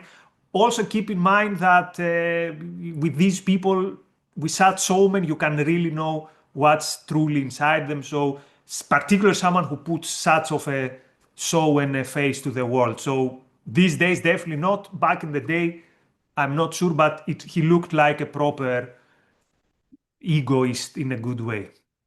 Yeah, it's very difficult to tell if you don't know a person pretty well if they're an egoist or if they're a narcissist or what is actually driving them. It's very hard to tell.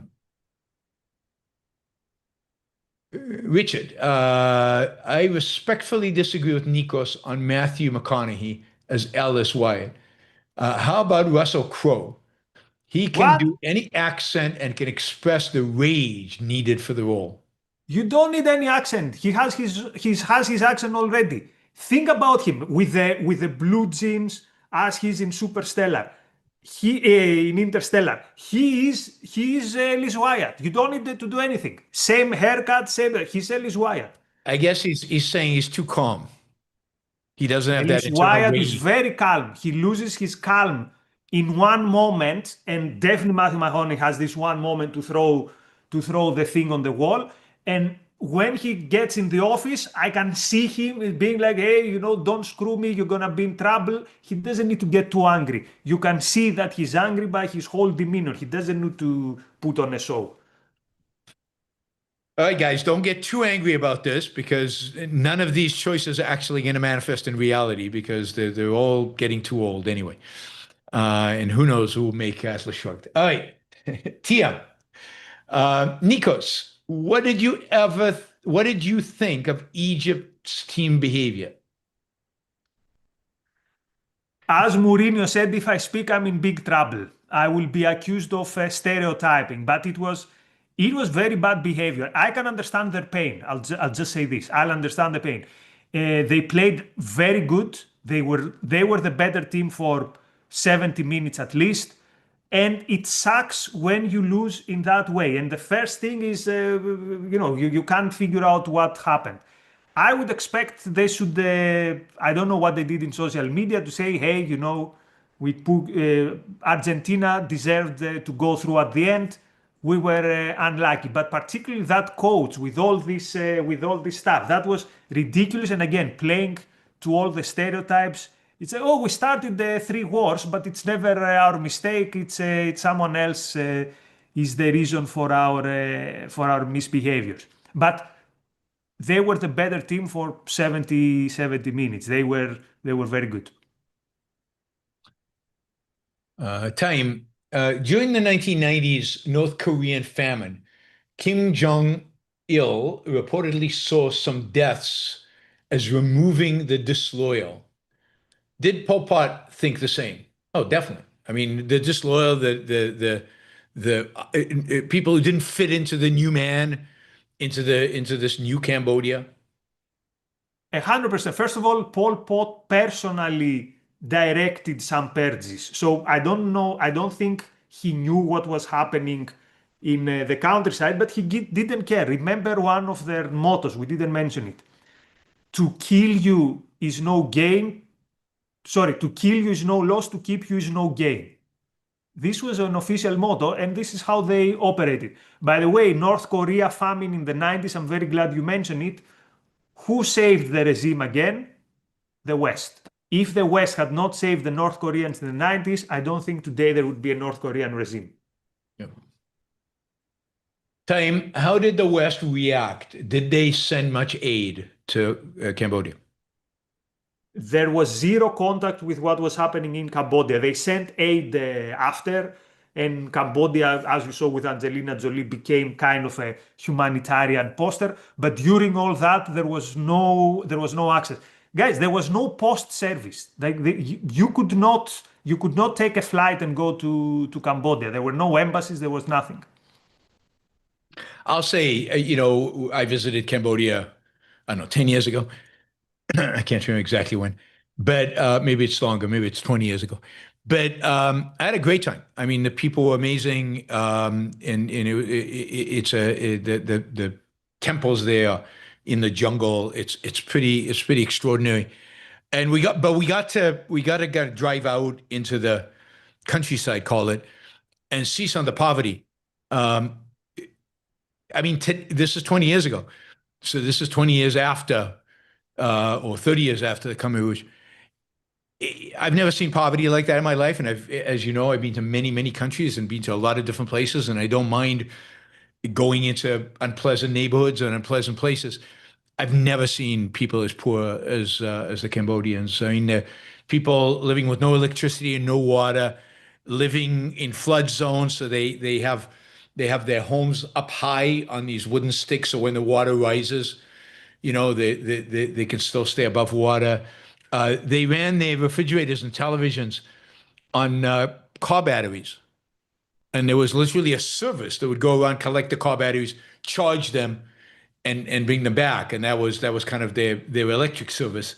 Yeah, I mean, it was truly horrific. In the 70s, some of the farmers who then went to the town to occupy it, there were reports they didn't know what is a chair. They didn't know how to sit. They've never saw a chair in there. Like a chair was high technology for them.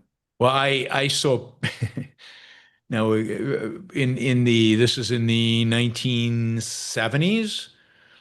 A Bedouin, Arabs, from the nomad tribes, getting on a bus and not knowing how to sit in the chair. Oh my God. Climbing and trying to figure out how to get in because they'd never seen a chair. They never sat in a chair. Unbelievable. Right? So, and the stories are when they first gave them houses to move them into permanent housing, they didn't know what a toilet was. They couldn't understand what it was used for. Anyway, it's. Allegedly, I've seen such things also in the army, where some people from the mountains in the 21st century couldn't tell the showers from the toilets, but yeah. All right, Tiam, Vietnam later invaded Cambodia. Do you see them as heroes for ending Pol Pot and quickly reforming their economy after communism? First of all, they didn't particularly reform their economy, or at least not for some time. Remember, Vietnam did not attack for humanitarian reasons. Having said that, by default, it was a humanitarian intervention if there ever was one, just by default. Yep. But I mean, even the worst country in the world would be better than the Khmer Rouge. And Vietnam was already in the process of re-examining a bit its place in the world. Within 10 years, they became practically something close to an ally to the West, actually, within 20 years. Yep. So in the 90s, Vietnam starts turning and allowing for some private property and allowing for private businesses, taking the China route. China turns in 78. It takes another 15 years or so for Vietnam to turn. So when they were coming into Cambodia, they were still communists. So they're not going to reform the economy, but at least they got rid of the most extreme, and the crazy and the murderous. They closed down the prison. They allowed people back into the cities. The Vietnamese have never been this fanatical. Yeah. Nikos, were you ever a fan of Richard Wolff? TM asks. The leftist. Yeah, Marxist professor. No, because when I was a Marxist, I didn't consider him a proper Marxist. So when I was a Marxist, he was a social democrat to me. Oh. And then when I was on the other side, he was too much of a leftist for me. So interestingly, no. Yep. Also, he's a horrible, horrible, horrible, dishonest person. Yep. There was a debate, I think with Yaron, actually, of all people. Yes, where he claimed that the lockdowns were due to capitalism. So that tells you all you need to know. All right, Frank, $50. Thank you, Frank. The crowds have been a delight at the World Cup. Many great games, but old habits of childish behavior from soccer players. The Swiss red card was unjust and a problem for the rules. Yeah, that was a weird call. I don't know if you see. I had even a tweet about it. It was 100% the right call, but it felt so unjust that, again, in my haze of non-sleep, I was disappointed and I had sympathy for Switzerland. If you think about it, not only it was the proper call, any other call by the referee would be completely unjust. We can explain it. And it was very bad luck for Switzerland. If that referee hadn't shown the yellow card to the Argentinian player, the VAR wouldn't have the right to call him on this mistake, so life would just have gone on. So it all started from this very strict yellow card he showed to the Argentinian player that kick-started all this thing. But again, I can understand why the Swiss feel absolutely heartbroken about that, because they totally had momentum. And it was way more possible they would score a second rather than Argentina would score. Yep. All right. Let me see. Somebody, Nature Observer, thank you for the sticker. Appreciate it. Thank you. Thank you, Frank. Matt, learning about the role of universities and how corrupted they've been for the last century has been a huge help in understanding how the world works. Absolutely, Matt. I mean, that's the origin. That is the origin of all the craziness in our world, the evil. Having worked 16 years in them, it's worse than you think. Yeah. Alexis says, does France owe Cambodia an apology? Alexis, are you going to represent France and make the apology on their behalf? France owe Cambodia an apology. I guess for the colonialism. Well, France left at 54. Yeah. And the madness culminated 75 to 78. So this is a whole discussion about colonialism, and we're going to have it at some point. But yeah, I'm pretty sure Cambodia was better by a long shot under the French than it was under the Cambodians, and certainly than it was under the Khmer Rouge. Oh, maybe except if our friend means whether they owe an apology for inviting the Cambodian youth, the elite of the youth, and training them as a Marxist. But that was not their goal. They hoped that they would make them colonial friendly. But that the French owe an apology to the universe. From Rousseau on, they get a lot of credit for the Enlightenment, for Voltaire and Diderot and those guys, and the Encyclopedia and all that. But Rousseau and Comte, who coins the term altruism, and you can go on and on and on. Sorry, Alexis, but maybe you can represent the French in the ceremony where the French apologized to the Western world for having the second worst intellectuals in the world. They've still got, they've got a way to go before they catch up to Germany. The But, Germans, yeah. yeah, Yeah. they're pretty bad. All right, Richard. Trump said the red card was unfair for keeping a player out of a game he hasn't played. Does the red card punishment fit the crime?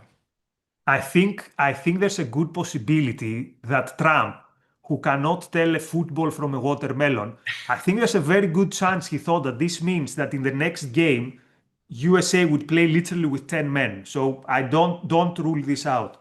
Whatever Trump says about football, you should give it as much gravity as if I talk about badminton.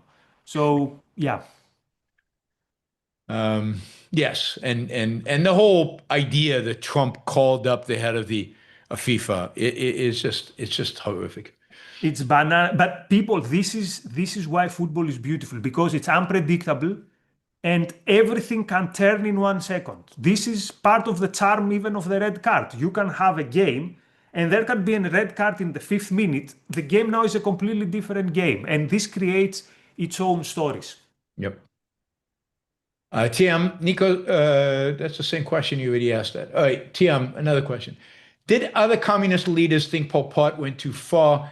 Was he more of an egalitarian than a Marxist, or did they see him as both? Well, Brezhnev thought that the communists and the Chinese and their allies had gone too far. This is why he was selling to Nixon the idea that we are Westerners and Europeans and we're civilized as opposed to these Asians. Other leaders, no. For example, Fidel Castro has been friend with the worst regimes, including North Korea. And in the last months of the regime, Nicolae Ceausescu, the communist leader of Romania, actually visited Cambodia. So they also have blood on their hands. They have blood on their hands anyway. Yep. All right, Christopher, thank you for the sticker. Richard said, for the show's goal. Thank you, Richard. Thank you. Goal, not goal, but goal. Yeah, goal. All right, time. Wasn't Pol Pot an advocate of industry? If he was, he did too well. Well, in theory, the idea was that in 20 years we're going to have a bigger industry than the Soviet Union. Yeah. In practice, they didn't even have utensils. I don't know what. It's again the poverty stories from within the regime are absolutely crazy. The nets for the mosquitoes was a luxury like you have a Tesla today. When were the landmines laid? I mean, there's a whole story in Cambodia about the place is filled with landmines. Well, throughout all the wars for different reasons, there were landmines. Yeah, this was part also of Angelina Jolie's humanitarian work.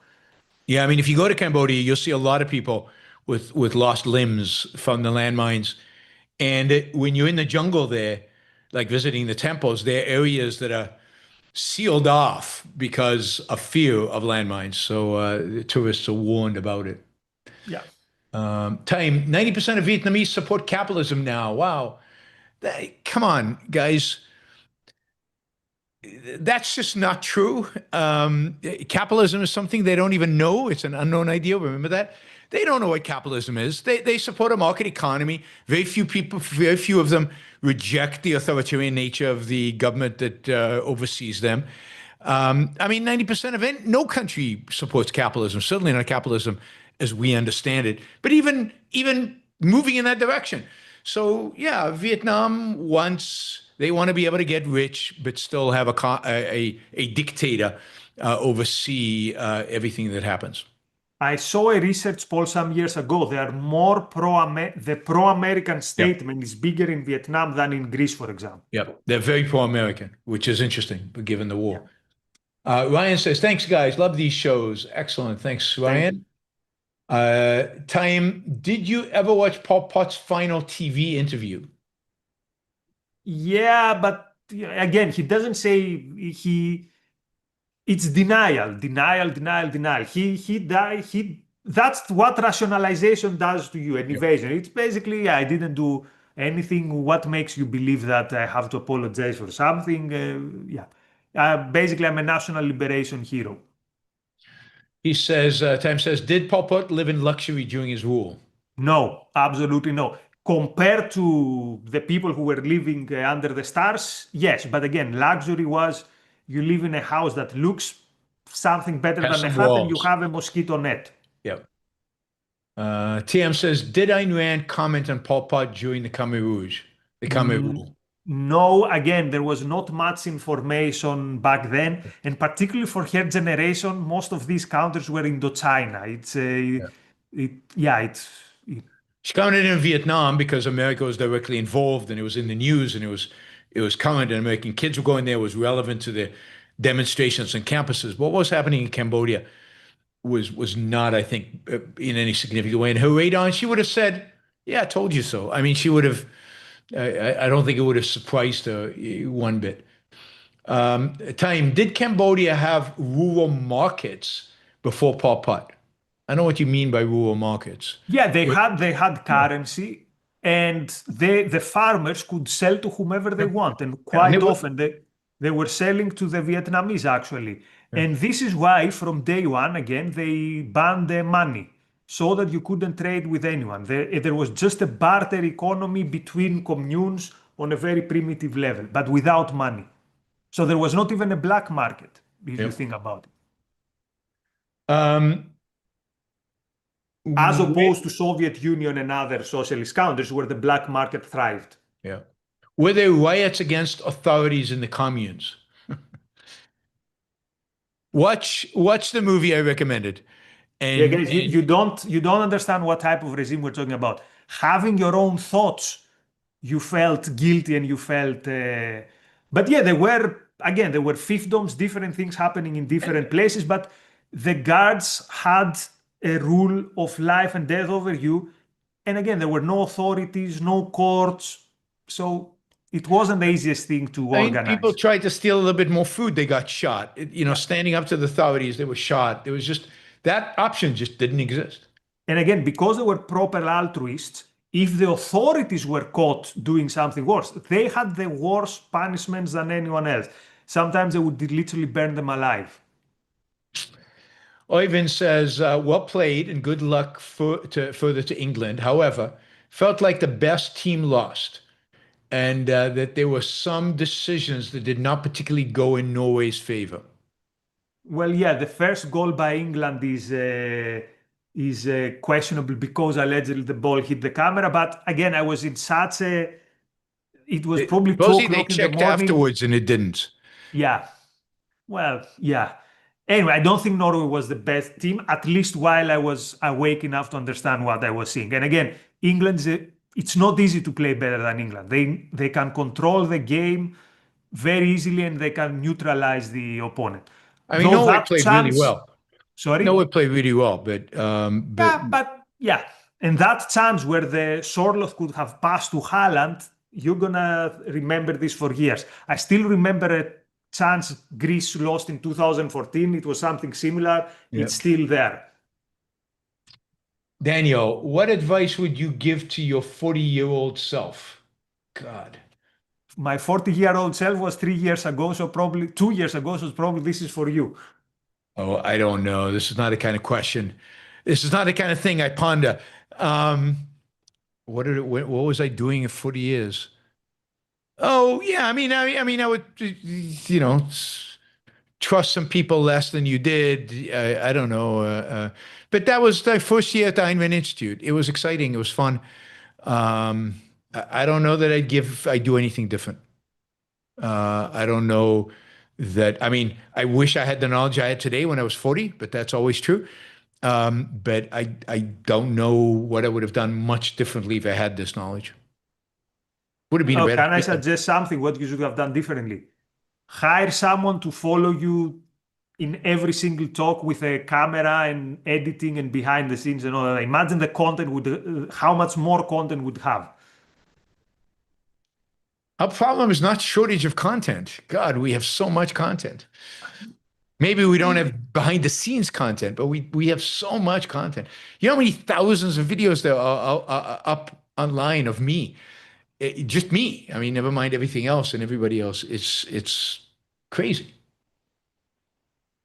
Where Knowledge always. are the millions of fans? That's what I want to know. Alexis, we will need a picture of Yaron with his haircut in the 80s. Yeah, I mean, this is what worries me about this documentary film that Nikos is talking about. They're going to want childhood photos or photos of me in the 80s? I hope not. We are going to visit Yaron's childhood house. I mean, if he Oh, shows we us, are? it's Well, we can if you want. You're going to film inside or just outside? I don't know if they're gonna let us in, but definitely outside. Okay. It looks much nicer now than it did in the 1960s. It's been gentrified. All right. Shazbat. Borat, in the movie of the same name, asked some ladies where the bathroom was in their house. He later returned holding a bag of his waste, asking what he should do with it. I always thought that was an exaggeration. No, it's actually not an exaggeration. It's actually quite accurate for certain cultures, even in the 20th, 21st century. Time, why did Mao not ever invade Hong Kong? That's an excellent question. Why didn't he not invade Taiwan, for example? First of all, Hong Kong, it would be a war with a Brits. The question is, why did he never invade Taiwan? If we ever do a Mao, we can discuss it. The short answer is, it's not that easy. And yeah, Taiwan he is not that didn't. easy. And Hong Kong, he did not want to upset the British. I mean, the British were powerful. He was very weak. I mean, China was poor. It had a lot of people, but it was poor. So he did not want a confrontation with the West. And all the time, Mao had internal crisis, and he would not trust a military defeat. A military defeat could cost him his head, or that's what he thought. I mean, the only military action that was taken was that war with Vietnam, and that was 78, I think. That was already Deng. That was not Mao. That was Deng Xiaoping. Mao had already died. The last serious combat was Korea. Yep, under Mao, yeah. Daniel, can you provide a reading list for this episode? Yes, when the war was over. Why don't you send me a list of books and I'll put it up on the thing? Yeah. But keep in mind, there is no state of the art on Cambodia, but I'm gonna give a couple of good suggestions. It's pretty amazing how it's hard to find information about what happened, as compared to other even communist regimes where there's lots of scholarship. There's very little here. All right, Neo says, include the research and sources used in the description so we can look them up instead of trying to find. No, you are perfectly right, guys. You're perfectly right. I'm gonna put it as a comment under the video. Next time I will have given it to Yaron before the show. You're right. Okay. Enric, for your information, the payment images on Yaron Brook show for London Doc don't have links. In Patreon? I mean, people have used them. We've raised a lot of money through there, so I'm not sure which links you're talking about, but some of them certainly. So if you click on the link in the that is in the chat, then scroll down. Don't click on the poster. There's a poster. The poster doesn't have links. Scroll down, and at the bottom of that page, it says support the film project via PayPal, support the film project by Stripe, and there are links there, and those links do work. I just clicked on them, and they work. And for references, people, anyone who is in Patreon, DM me, anyone who's on Twitter, let me know. I'm happy to give you sources, even for past episodes. I can't believe we haven't thought of it. Yes, obviously. All right, Jacob, the more I learn of the 20th century, the more I learn how sanction of the victim drives it. USSR, China, Khmer Rouge are past centuries the same. Well, I mean, the difference in the past centuries were there were very few good guys. So, or there were peasants, there were people who were poor, didn't know anything, and then there were authorities, and that's it. So it's only since the Enlightenment and really since the Industrial Revolution that we have good guys, that we have somebody who can provide a sanction, who has the ability. So, I mean, the atrocities that the church committed throughout its history, who are the good guys who are giving them sanction? I mean, I guess any thinking adult who went along with the church because they wouldn't challenge them. So in that sense, it's always been around. But there weren't any countries, there weren't any political entities or organized groups of people who were better, sadly. Philip, what's the role of Buddhism in all this? What's your view of Western people who embrace Buddhism nowadays? I don't know the second part. The first part is the role of Buddhism is very, very weird.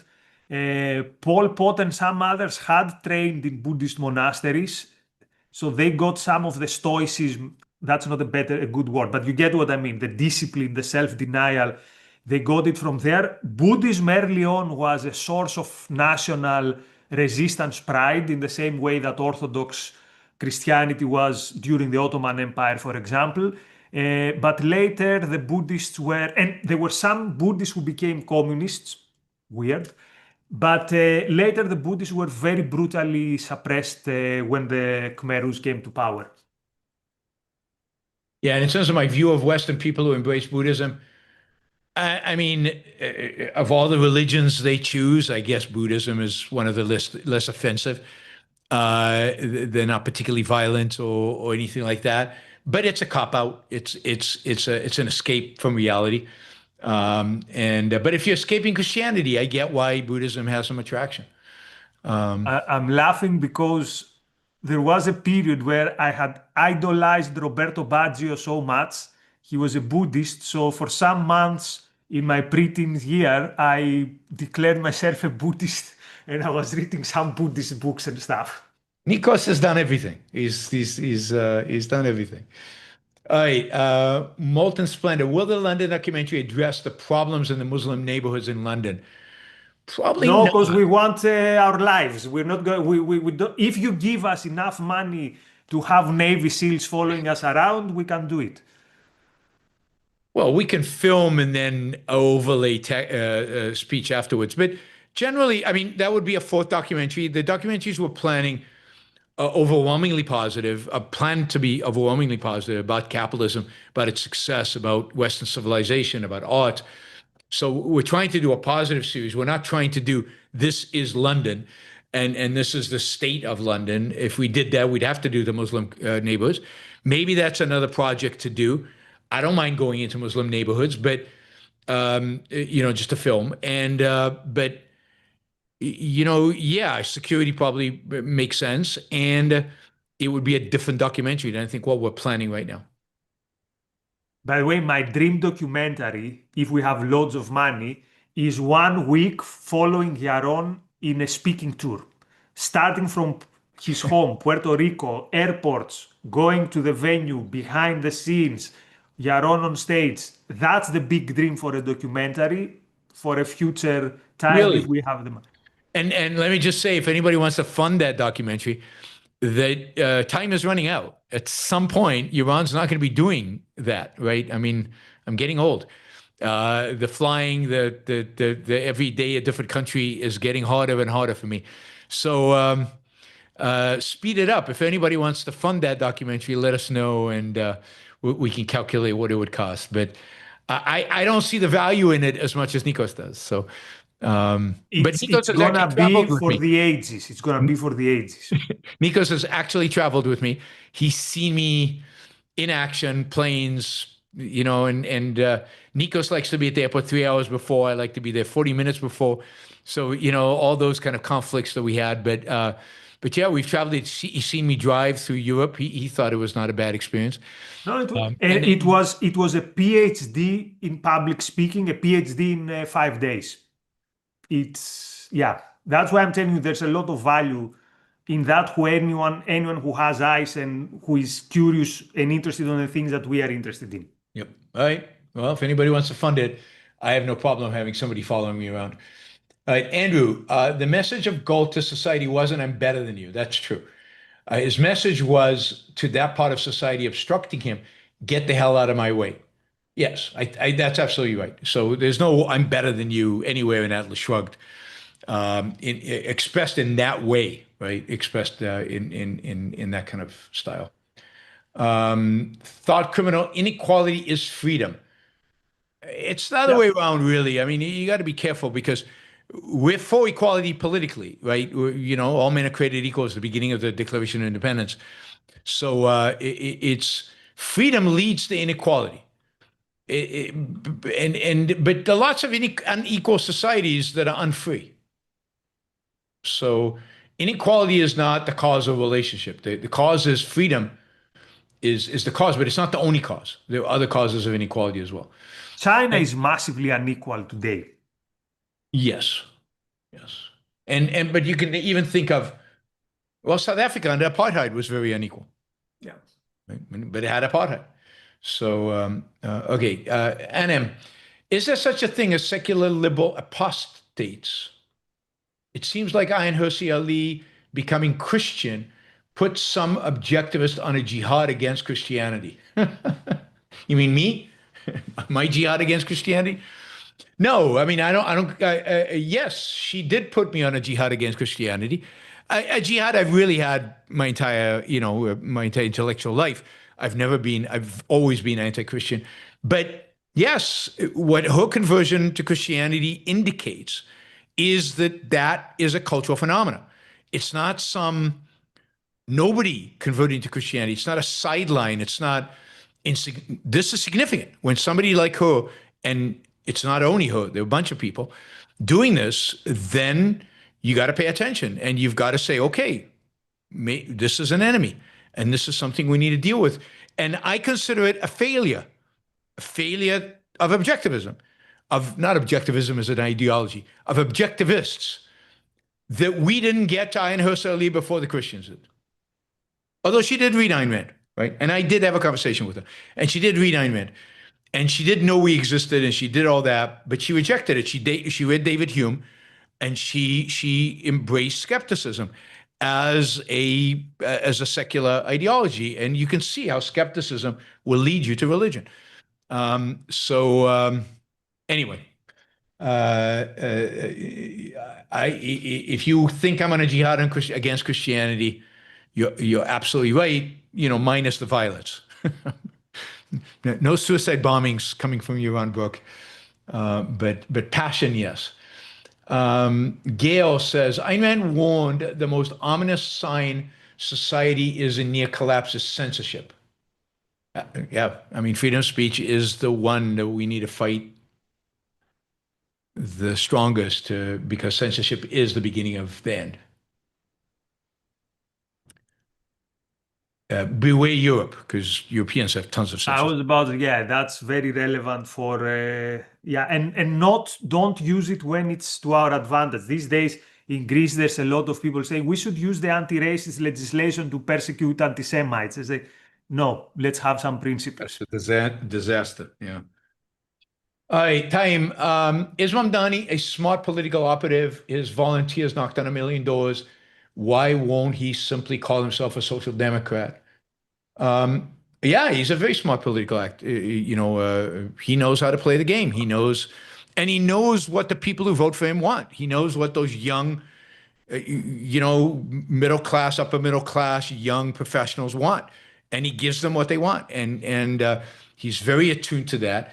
And if he thought calling himself a social democrat would win him more votes, he'd call himself. But it's obvious that's what he is, so he doesn't need to say it. But he is. He's a smart operative. If you want to see how politicians operate. And whatever he does, it works. Yeah. Raphael, how can one prepare for watching Messi's last game at this level? I think I'm not ready. He says, I think I'm not ready for this. And I'm not ready either. What are your predictions against England? Is it more than a football game?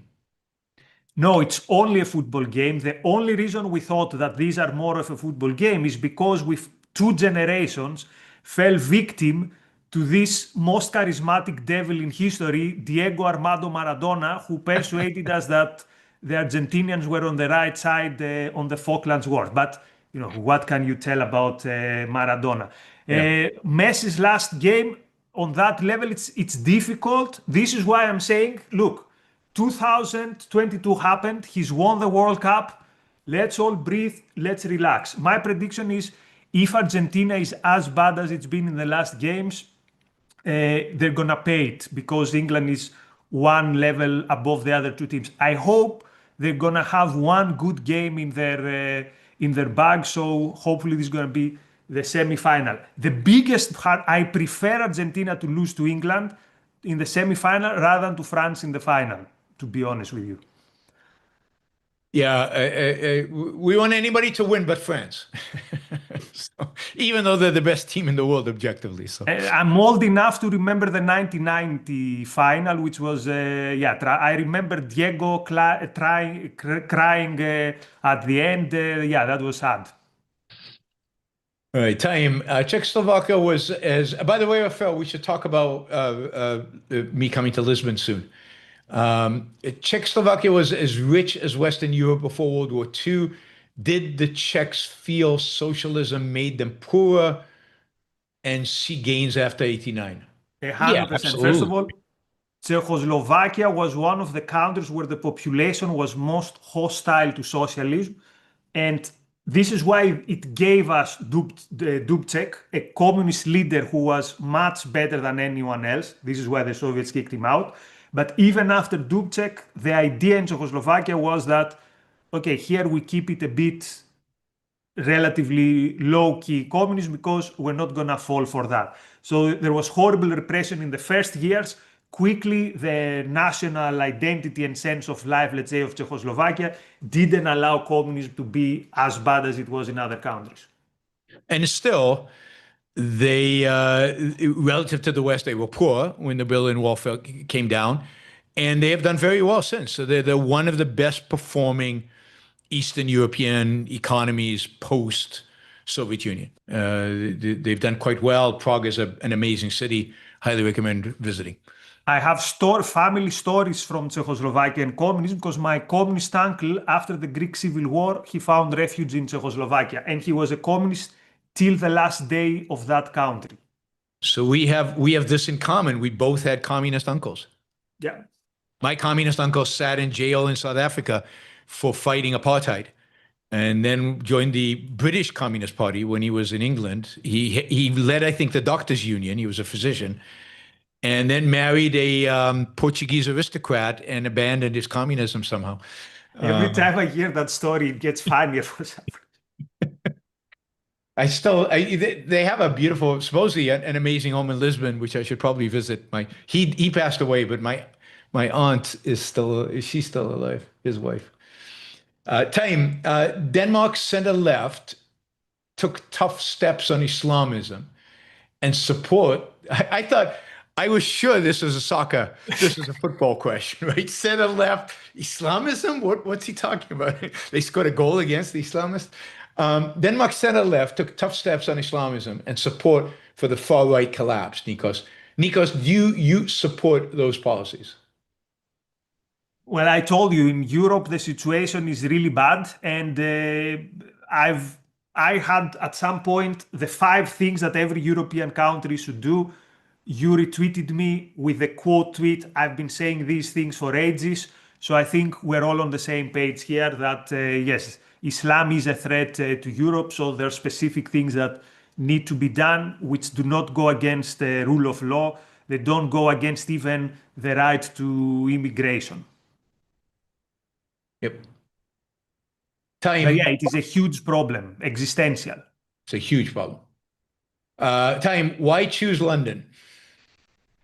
Because our guy is in London. London is very beautiful, and Yaron has very important links to London, and it's his favorite city. I love London, and I'm in Europe, so it's close.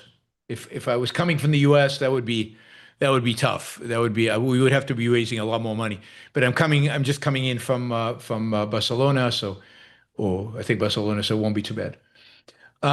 Actually from Florence.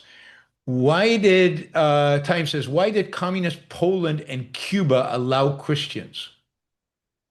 I think because they didn't have a choice, because the Christians were there, and they weren't going to kill their entire populations. Story from my mother. Poland, 1st of May, sometime in the early 80s. There is a workers' parade, but 1st May is also Easter. So on the one road, there's the workers' parade. On the other, there's the Catholic parade where they they have the cross and the whatever. Yeah. The Catholic parade was bigger than the 1st of May parade. Yep. Yeah, and I think that's going to hold Poland back.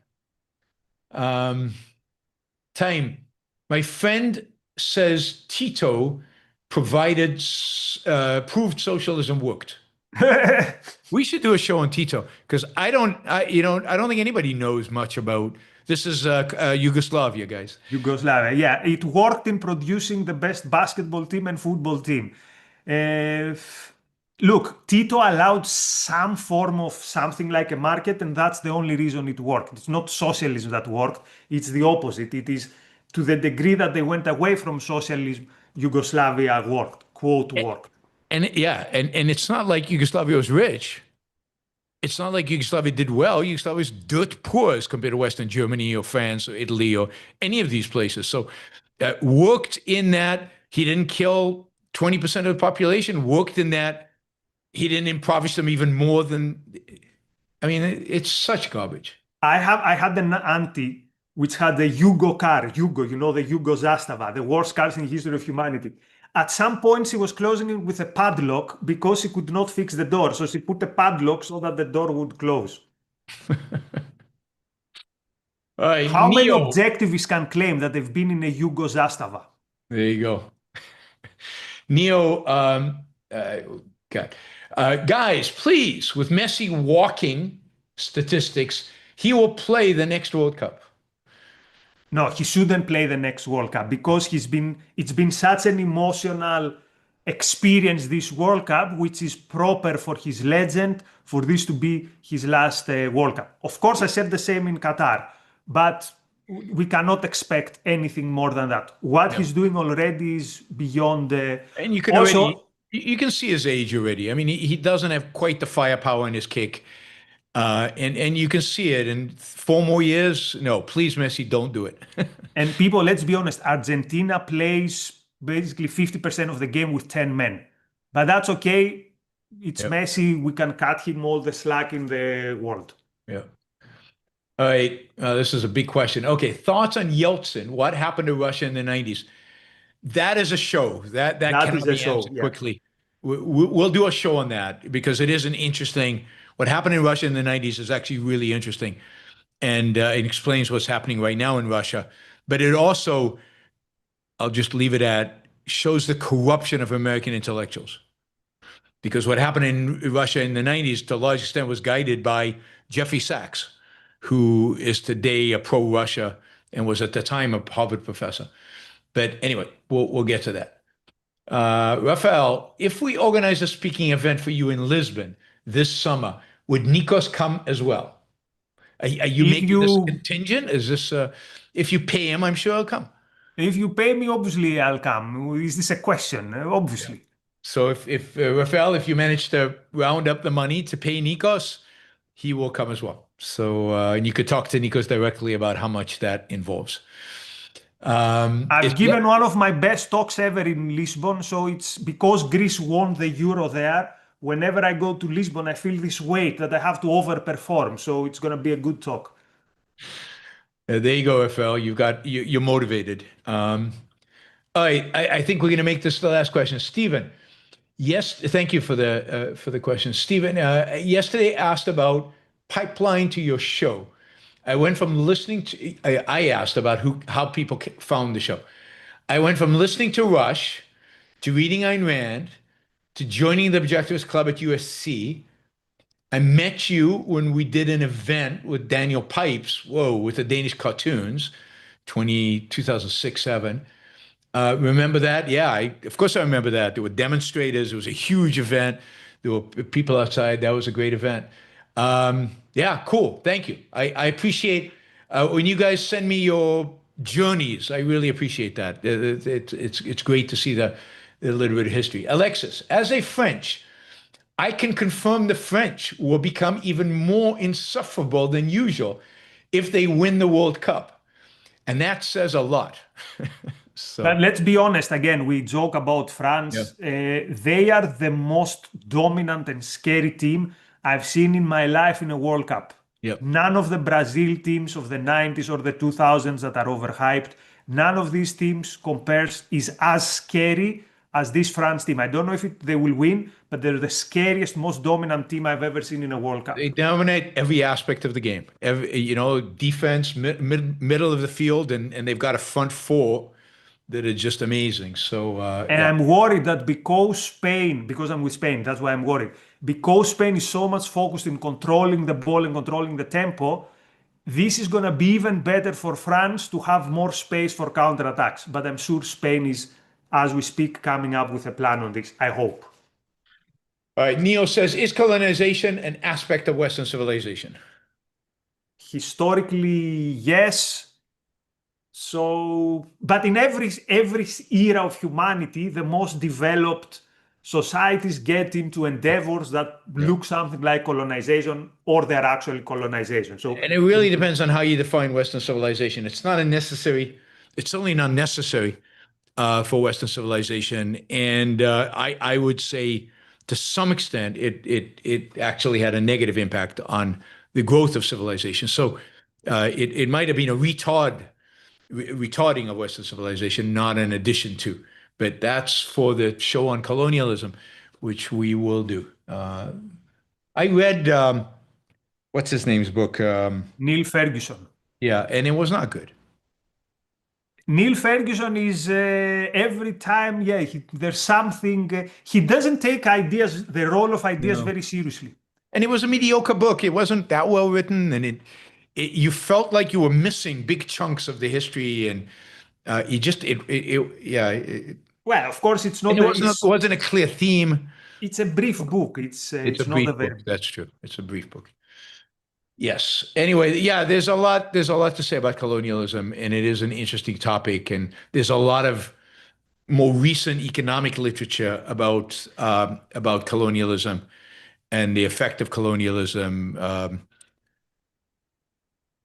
So we'll get into that when we talk about that. All right, next week, remind everybody, we're going to talk about Ronald Reagan, and that should be fun and not quite as dark as what we talked about today. It will be the opposite, actually. We're going to talk about a figure whose biggest capital was his positivity and his ability to inspire optimism. Absolutely, and we'll talk about what it was about him that made that possible, that made that possible, and what he actually did. And certainly the 1980s and 1990s in America were very, very different than the 70s, and very, very different than today. They were the best of times well, maybe not the best, but in modern times, they were the best of times. And remember, different time and maybe even different day next week. Yes, it will be Saturday next week. Saturday next week. I will let you know what time soon. All right. Thanks, everyone. Nikos. I'll see you guys tomorrow, I guess. And yeah, on we go. Bye, everybody. Bye-bye.